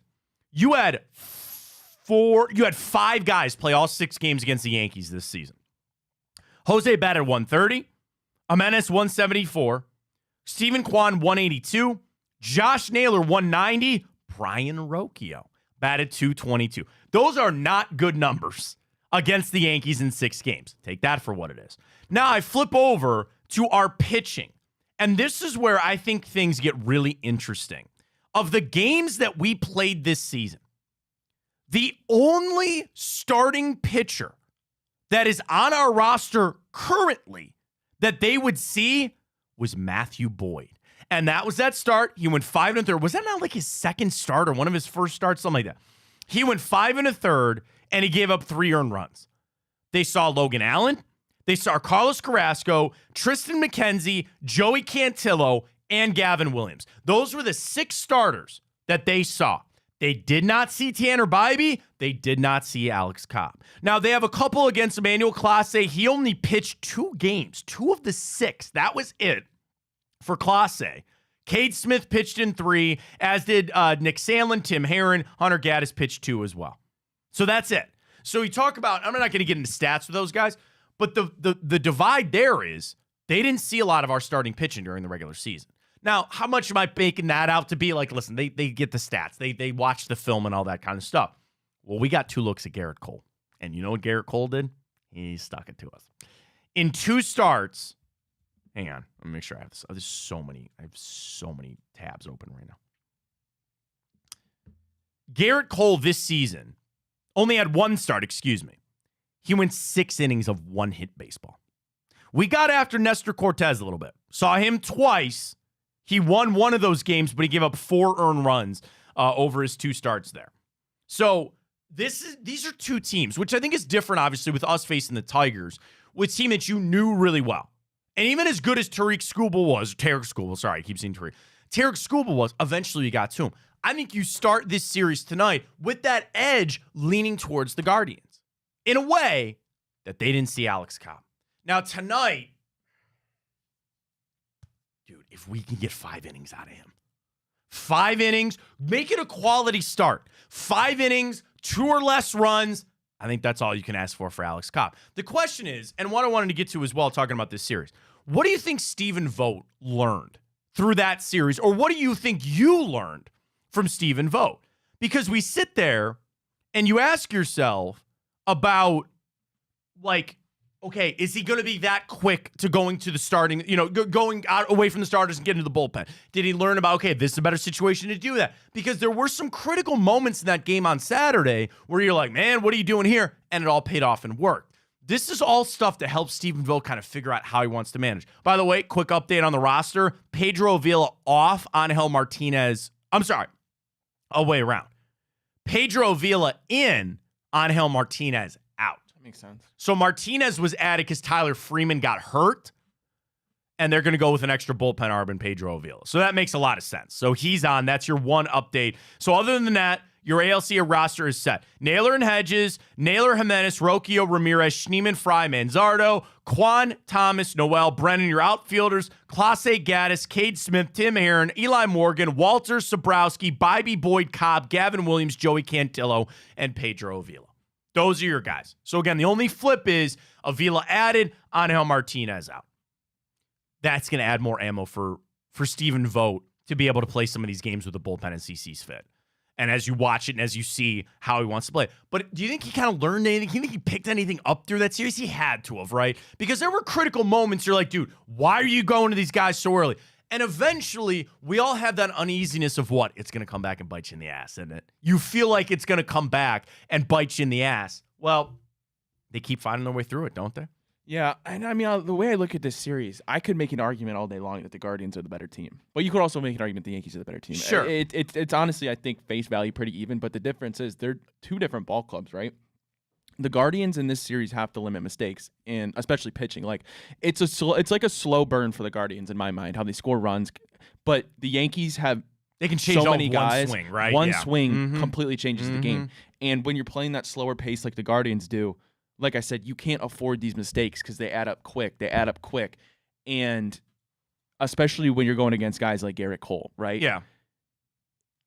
You'd feel comfortable if the offense looked better than it did last series. I understand that you got the hits and the runs when you needed them, but it's scary to know that when you're facing a Judge 4 times, you're facing Stan 4 times, you're facing Juan Soto 4 times, you need that offensive firepower on your side as well. You need Kyle Manzardo to step up. You need John Kenzie to step up. And these are two guys that are in their playoff debuts. Like, it's a tall task, but I mean, they've proven throughout this whole season that they can handle it. So no, and that's like how they keep using. So Yahoo Sports, ready for your key matchups this morning from Yahoo Sports. Number one, how significant is the Guardians' bullpen advantage? So they come in October with the best bullpen in the game, right? And as expected, Cleveland leaned heavily on its relief corps in advancing past Detroit, to a point that some of its best arms suffered the rare slip-up along its way. Clase giving up that home run. They've had some hits. Okay, fine. Clase allowed nearly as many earned runs, 4 in the ALDS, as he did all season, 5. That still doesn't mean the Yankees are going to be all right facing him. We know all that. So number one, Clase appeared in all 5 games of the ALDS. You cannot do that in this series. With how the off days are, when you're stacked 2-2 off day, 3 in a row, you're not going to be able to pitch him at all. And that's something that I'm going to really watch for like tonight and especially tomorrow. Stephen Vogt having that flip, you can't have him pitch every day. You can't have Cade Smith go out there every single day. But that's, I'm not saying I'm worried about it, but that's going to have to be a change. Now you flip it over. For the 3 guys out of the bullpen, you got to know for the Yankees: Luke Weaver, Clay Holmes, and Tommy Kahnle. Those guys, a lot of people were questioning Aaron Boone.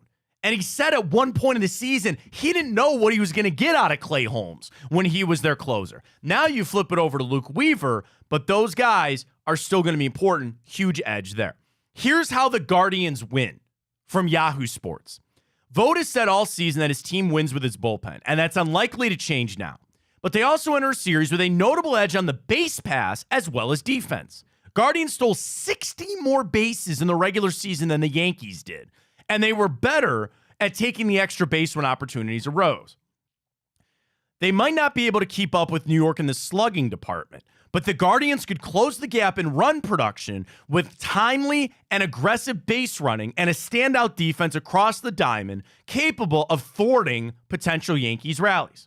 It's also crucial to note the Guardians aren't quite the small ball merchants that we've seen over the last couple of years. After ranking 29th and 30th over the last 2 years in home runs, they jumped up to 12th in Major League Baseball this past season with home runs. And what do we know about Yankee Stadium? That is a home run friendly park. Much more than Comerica, which we took advantage of the space out there, but some of those hits that you had are going out of the yard at Yankee Stadium. Who do you think in this series is going to be the Tarek Skubal or the Kerry Carpenter, right? Like, who do you think is going to be at the end of the series? We look at on the Yankees and be like, man, I hate that guy. For some reason, and I didn't look up, I wanted to see like the season batting because again, it gives me a little picture of what it was. By the way, you know they still have Cleveland Indians on ESPN. Like when I search stats and splits, it still says Cleveland Indians. So here's I didn't do this with the Yankees, but here we are.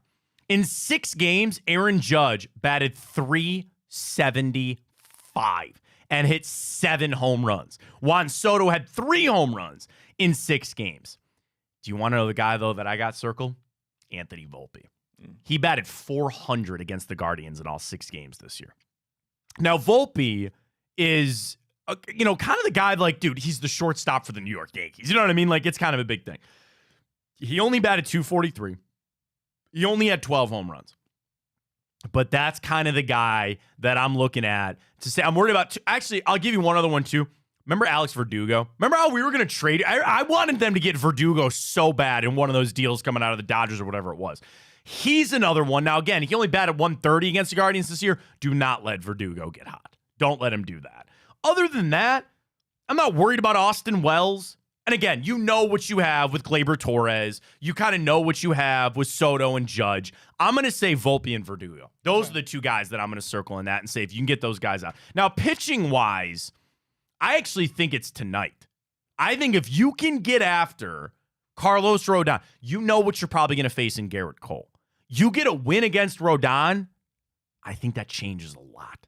I think it really does. Now, again, if tonight is a close game, all of that will benefit the Guardians. What you don't want, I don't want to say either side, but like if it's a close game, how the Guardians are able to use their bullpen versus how the Yankees are going to use their bullpen, it's like, I'm going to use a boxing analogy, okay? Body. Just, you know what I mean? Don't come out and just try to... You can't win the series in one game, okay? You could certainly lose the series in one game, depending on injuries or how you use your bullpen or things like that. What I want is I just need to soften these guys up.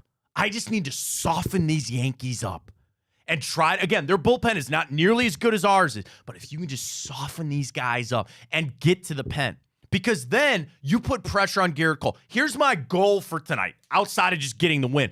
You get Carlos Rodon out of that game quick. Now, the thing is, I think Aaron Boone is smart enough. Like, let's say we get 3 runs on him over the first 2 innings. In other series, you might pull that guy. And you might say, we got to go to the bullpen and try to keep this alive. I think if you're Aaron Boone, you say, we have mashers that can change the game with one swing. We're going to keep him in there. I think tonight, about trying to get to their bullpen early, it could just shift everything for the next couple of games. That's my important thing for tonight. So again, outside of, and it's tough because you're taking like 3 guys out. You're like, well, outside of Juan Soto and outside of Aaron Judge and outside of Giancarlo Stanton, these are the guys then we have to worry about. I get it, man. They're going to hit a lot of home runs. But it's also what you can do around that lineup, right? Where it's been hard because Soto goes into Judge. I know they dropped Stanton for a little while. Austin Wells was their cleanup guy for a little while. If you can just find ways to keep other guys off base to then be able to pitch around Aaron Judge, that's how this game can get changed. And the playoffs are different. They're a whole different animal. On the pressure that's going to be on New York, the pressure that's on Judge, the Yankees fans think they're going to win the World Series. That is something that, again, New York versus Cleveland, nobody wants to see the Yankees get there. But that's something I think also helps us out a little bit. We're coming into this game free. I want them to come into this game, relish the underdog situation, go in there, shock everybody, and just win it on out. That'd be so need Josh Naylor to do something. Well, let's flip it over, okay? So Naylor's coming. I'm sorry, Jose, fine. Quan back. Lane Thomas there. Is it not Josh Naylor? It is. Is it not Josh Naylor? Is not he maybe a John Kenzie Noel? I look at Bo Naylor a little bit more too. I think Bo Naylor goes yard in this series. Ugh, lefty? Wouldn't that be nice? Wouldn't that be nice? Something out of that.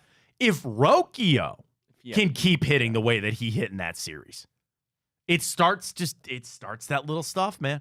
And I will say this, as critical as we were in that series, I hope Steven Vogtler stop pulling these guys in the second inning. If you put Kyle Manzardo in the lineup, I know not playing tonight because you want a lefty-lefty matchup. I get that. Here's your line. I'll make your lineup for tonight. Quan's going to lead off. You put Fry in the 2-hole again. Jose bats third. You put Lane Thomas at 4. Then I'd probably put Josh Naylor in there at 5. John Kenzie Noel will bat 6th in right field. You put Rocchio at 7. Austin Hedges is going to have to play catcher's going to have to bat right. And then who am I forgetting? Oh, Andres Jimenez.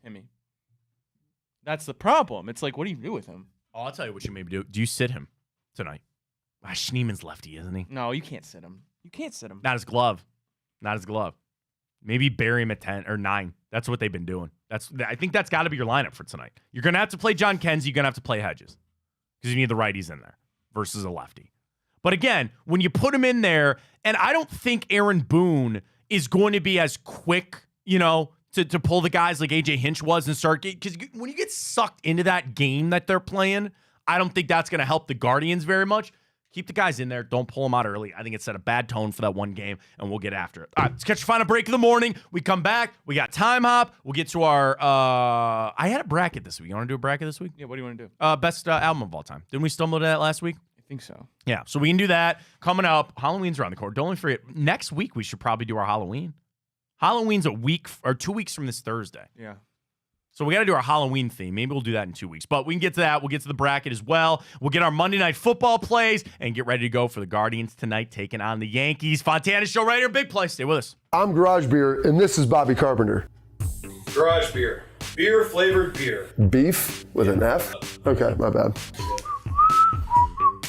It's crisp and cool, and it doesn't taste like ass. I'm Bobby Carpenter. I drink in garages because my wife says I don't belong inside. If you like a cold breeze on your bag, drink Garage Beer. It's American, and so can you. Garage Beer. Beer flavored beer. Well, how do they know I'm doing this? Did somebody leak this out? It's social media. Oh. That's the way social media works now. I thought maybe you were just running that yap.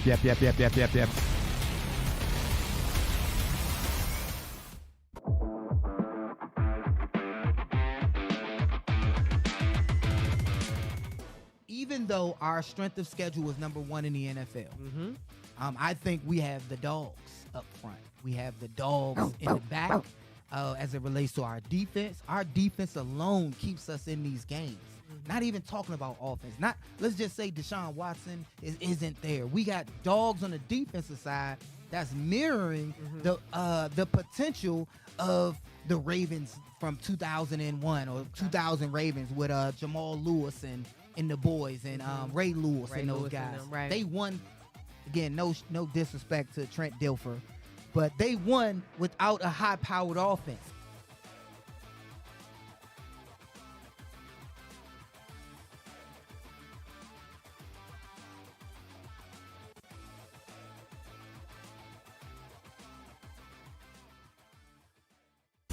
I don't buy into this nonsense, this conspiracy nonsense that he's got his money and he's dogging it. That's ridiculous.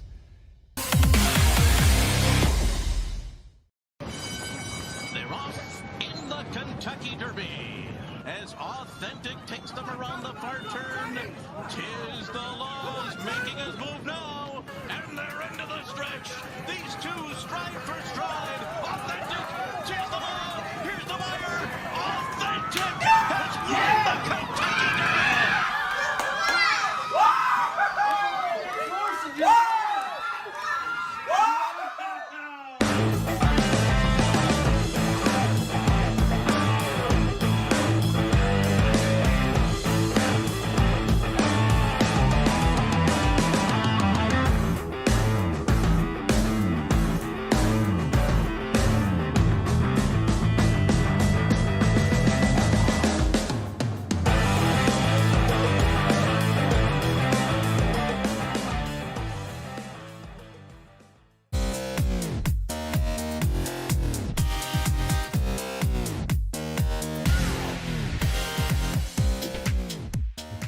I got some good juju for you in Time Hop. I've got some great juju for you in Time Hop with the Guardians and the Yankees tonight. We'll get to it. Welcome back. Fontana Show right here on Big Play. You can always follow us on Twitter, X, at Matt Fontana Show. Subscribe to our YouTube channel. We're up on Twitch and Instagram as well. So we run through it before we get to our plays for tonight, Monday Night Football. And I've got the stats for the Guards and the Yankees. Some of it you're not going to want, but here we are. We'll get to it anyway. Let's get rolling. All right, we start just 1 year ago today. The reporting. Deshaun Watson has a deep contusion in his rotator cuff. He would not play the next game, but eventually would come back, and that's exactly where we're at 1 year later. I don't know, man. The shoulder, is that what derailed this whole thing? I have no idea, right? Because there's a factor to be said that, you know, maybe he was on the right trajectory and then this shoulder injury just derailed it all. Then I'm like, well, why isn't he back? Why can't you overcome the shoulder injury and be the quarterback you thought he was going to be? I don't know. He sucks. It's not good. We're not in a good place, and I don't know what they're going to do with him. We move on. 2 years ago today, Here it is, buddy. Yankees, Indians. Well, no, 2022. We were still the Indians, right? Yeah. We were still the Indians at that point? Well, good. Because we beat the Yankees this day, 2022. ALCS, it was game 2 after it had gotten postponed. DS? I'm sorry, ALDS. Yeah. Did I say CS? I'm sorry, ALDS. I'm sorry. That's right, because we had to go through the wild card that year. So again, we lost game 1 4-1, but we came back on Friday, October 14, 2022, and we beat the Yankees 4-2 in extra innings. Your game-winning hit came from Oscar Gonzalez with a single, and then Josh Naylor doubled to make it 4-2. Emmanuel Clase technically got the win, going 2 1/3 innings to get it. Shane Bieber, though, got the start. 5 2/3. He only gave up 2 earned runs, and he struck out 7. Nestor Cortez got the start. We ended up coming back around to beat him there. 2 hits each for Ahmed Rosario, Oscar Gonzalez, and Josh Naylor in the middle of that lineup for the Guards this day, 2022. This day, 2018, I remember this game. Browns fall to the Chargers, 38-14. I remember this game, Ryan, because Melvin Gordon had 3 touchdowns in that game to absolutely smoke the Browns this day, 2018. With the loss, we fell to 2-3-1, and actually it would begin a 4-game losing streak for the Browns. Baker Mayfield, 238 yards, a touchdown, and 2 interceptions. Phillip Rivers threw 2 touchdowns in that one. Duke Johnson was your leading rusher there. Damian Ratley, your leading receiver. Bad game for the Browns. Didn't go well this day, 2018. This day, 2016, Game 1, ALCS. Indians beat the Blue Jays 2-0 on a Francisco Lindor 2-run home run. Corey Kluber went 6 1/3 innings of scoreless baseball before Andrew Miller came in. Andrew Miller recorded 5 outs in that game, Ryan. All 5 were strikeouts. 5 2/3 and 5 strikeouts for Andrew Miller. This day, 2016. This day, 2015, speaking of the Blue Jays, Jose Bautista. Is that the greatest bat flip of all time? It's up there. It's up there. He did it this day, 2015. This day, 2015. Jose Bautista. You want to know the sad part is? I can't not remember him for not getting knocked out by Ruf Nenodor. Yeah, I remember. Like that, of Jose Bautista's career, you think of bat flip, but then either 1 or 2. I think about him. I do too. I think about him getting knocked out before I think of the bat flip. So kind of an unfortunate one there. This day, 2012, little primer for this weekend. We beat the Bengals 34-24. You know, the sad part? That was our first win of the season. We improved to 1-5 this day, 2012. Brandon Whedon threw for 231 yards, 2 touchdowns, and an interception. Andy Dalton, 3 touchdowns, 3 interceptions in that game. Montario Hardesty ran 1 in. Josh Gordon, 3 receptions, 99 yards, and a touchdown, including a 71-yarder. Ben Watson had the other touchdown in that one. And did we not have a pick 6? We did. Shelton Brown. Remember him from the Eagles? Wow. He had a pick 6 to Andy Dalton all the way back in 2012 to get the win. I know you're not a huge UFC guy, but this day, 2006, Anderson Silva began his reign as the UFC middleweight champion.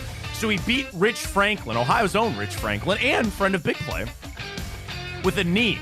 He then went on to win 14 straight fights, with 10 of those becoming championship defenses of his middleweight title. Now, you got guys that can't keep the belt for 5 fights. Anderson Silva kept it for 10, starting this day, 2006. Do you know about the Steve Bartman incident? Yeah, of course. It happened this day, 2003. He leans, or was it Moises Alou? That he was sitting there screaming at him, throwing at him, all that. That poor guy. That man. Dude. Did you watch that Bartman documentary about it? It was really interesting. The Steve Bartman incident. This day, 2003. I would say this guy's career turned out pretty good because this day, 1979, the first of many, Wayne Gretzky scores his first goal. This day, 1979. This day, 1970, a very happy birthday to the Cleveland Cavaliers. They play their first game in franchise history. We lost to the Buffalo Braves, 107-92. Bobby Bingo Smith, leading scorer for the Cavs in their first game ever this day, 1970. He had 21. I mean, I guess I could ask. I don't know. Do you know who Chuck Yeager is? Chuck Yeager. Yeah. Wait, that sounds so familiar. I know. I was going to ask you because he did something kind of historic this day, 1947. Chuck Yeager. Yeah. Not Jägermeister. What sport? It's not even a sport. Oh, really? Something, I don't know if you get it. Okay, where are we at right now? We are at An airport? yeah, something to do with that. Chuck Yeager. Yep. He was the first person to ever break the sound barrier. Okay. To go, what is that? Isn't that not Mach 1 or something like that? Yeah, I think so. Do you know how fast that is? You know how fast? Like, that is... And they did that in 1947. Imagine strap it into that and they're going, hit the gas, see what happens. Dude, come on. Like, whoa. It is insane. He broke the sound barrier this day, 1947. This day, 1926, Winnie the Pooh was first published. One thing my kid's not into. I don't know, he's got some books, but he likes Sesame Street. He likes, Bob the Builder and Teletubbies, man. He loves Teletubbies. But Winnie the Pooh published first day of this day, 1926. Very happy birthday goes out to ESPN, Stephen A. Smith, Brandon Whedon, celebrating a birthday today.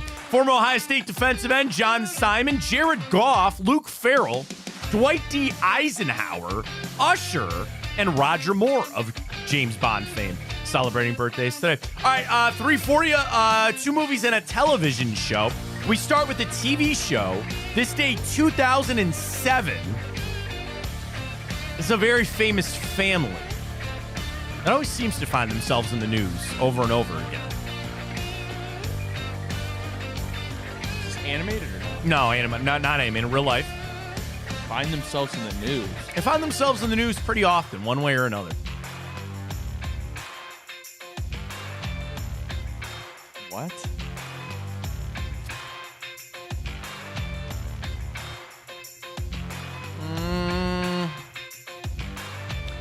Okay. This family was tied and still is kind of tied to Cleveland in a very big way on the athletic side of things. So, like, when LeBron and the Cavs are going to the finals, one of the members of this family would be at games, and people always thought it was a big deal. Keeping up with the Kardashians. That is correct. Keeping up with the Kardashians. I think Khloe and him are back. Do you know they had another kid? Like, after the cheating thing, they have another kid together. I think they have a daughter and a son. Does that surprise you? Not necessarily, but I don't know. Keeping up with the Kardashians this day, 2007. All right, 2 films, ironically, both released this day, 1994. I will start with the sports-related one. This is a more skewed towards the kids side of things. It is a football film. Little Giants. That is correct. The annexation of Puerto Rico. I've never seen it. But... What? It's all right. I mean, it's solid, but it's a big underdog story. That was my next thing. The Little Giants are correct. All right, final one. This day, also 1994. It's a film, and it's the one that I've never seen that everybody would give me a lot of crap for not seeing. Pulp Fiction? That is correct. I've never seen it. Maybe today, well, I got Guardians and Monday Night Football tonight, but I would say maybe today's on its birthday. Maybe the one I should watch it, but you are correct. The ace on out right there. Speaking of ace in it out, it is that time. Guards! Come on! Let's go! All right, we're big dogs tonight. Plus 130 for us. Can I jump into some of your statistics? We'll start with starting pitchers. Alex Cobb coming in. His last 3 starts, which again, his last one was against Detroit in the playoffs. Didn't go that well. 3 innings, only gave up 2 runs. Strikeouts, not good. Prior to that, he had won his prior 2 starts, going back to Pittsburgh and when he beat the Cubs. Averaging his last 3 starts, 3, 6, and 5 2/3 innings. 2, 6, and 3 strikeouts. I have a prop. They scream under 2.5 strikeouts for Alex Cobb. He lasted just the 3 innings, but the Yankees crush right-handed pitching. They have a team OPS of 955 against Alex Cobb. And against righties this year, led the majors with 178 home runs off of right-handed hitting and posting overall a team OPS against righties of 776. So it's going to be a tough go there for one Alex Cobb. You flip it over for Carlos Rodon. In his last 3 starts, loss, no decision, and a win. He did pitch against Kansas City, going just 3 2/3, giving up 4 earned runs, but he struck out 7, still giving up those 4 runs. Before that, he lost to Pittsburgh, or they lost to Pittsburgh, get to no decision, and he beat Oakland all the way back on September 21st. Right now, on the season,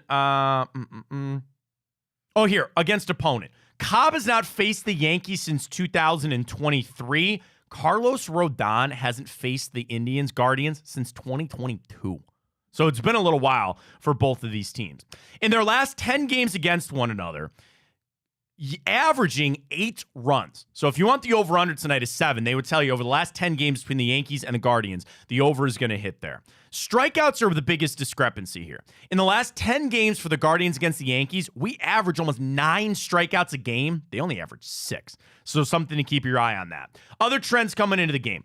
Under has hit 14 out of the Guardians' last 20 games. We are just 2-6 straight up in our last 8 against the Yankees, and the under has hit 10 of our last 15 games on the road. You flip it over for the Yankees, the over is actually the play. 5 out of their last 7 games at home and 4 out of their last 5 games against the Guardians have hit the over. They are 9-3 straight up against us. Here's our little prop bet for today. Here's what I'm going to do.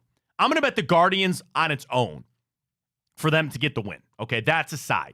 Now let's build out a little parlay here. Who you feeling for a hit tonight? I mean, Kwan's the easy answer. Lane Train. Kwan is minus 220 for 1 hit. So you want to go Kwan? Let's build out a little parlay here. I need to feel good about something here. All right. Kwan do you want to do Kwan over 1.5 bases?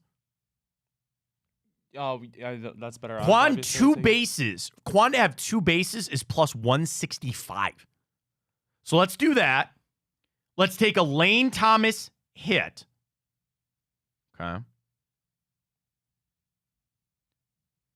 Do anything with pitcher props? No. I don't like anything. Unless there. you'd be doing Yankees, and no. Carlos Rodon strikeout over under 5.5. Maybe under? Under would get me up to plus 500. Hits allowed. Outs. Rodon outs is 14.5. So that would tell you, does he make it to the 5th inning? Do you think Carlos Rodon makes it to the 5th inning? Under gets me to plus 650. So again, if I'm going to go Kwan bases and Lane Thomas hit, then I take the under on that. Right. Do you think Ramirez gets a hit today? If he doesn't, I mean, the odds of you winning isn't there, so. Can I get you a crazy one? Josh Naylor home run. Andres Jimenez. No. No. Okay. No. Not don't that like crazy. That. Not that crazy. Not that crazy. All right, I'm up to plus 650. Total. Should I just juice it up a little over 6.5 runs? Someone said Rocchio. I kind of like Rocchio too. Hang on. Rocchio 1 hit gets me to plus 1,100. If I go over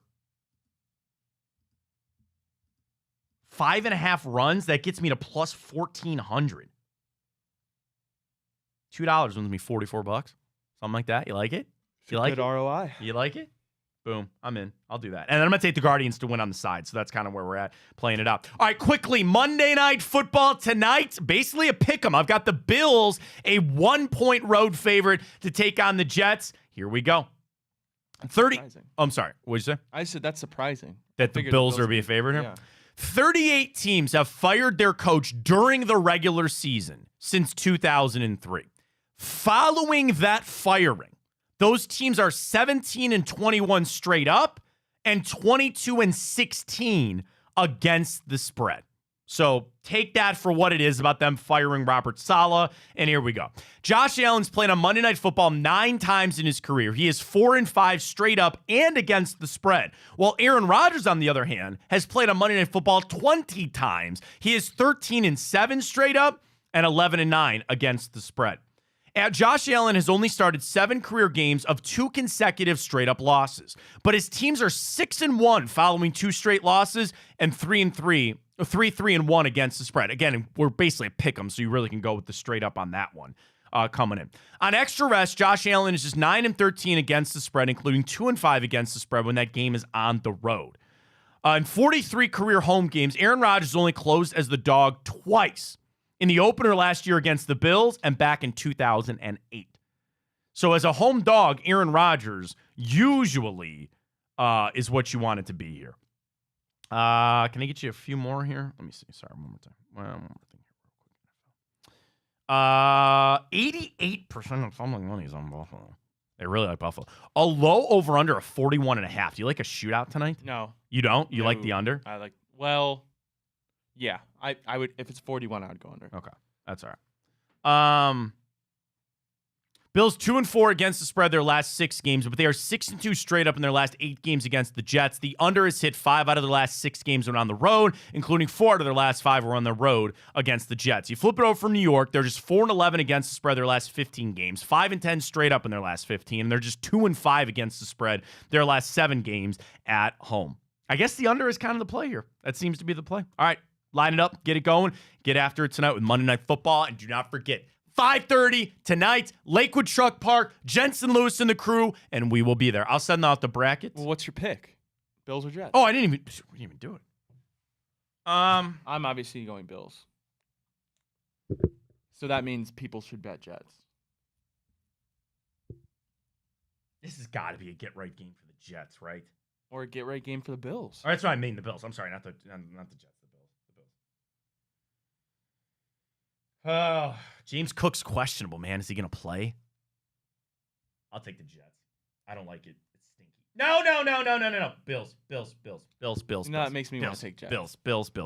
I don't like it when we're on the same page, but we'll both take Buffalo in that one. Enjoy the night. It's going to be a fantastic night of sports. Guardians, get it done. 5:30, Lakewood Truck Park. We'll see you there. Final score prediction. 4-3 guards. 4-3 guards.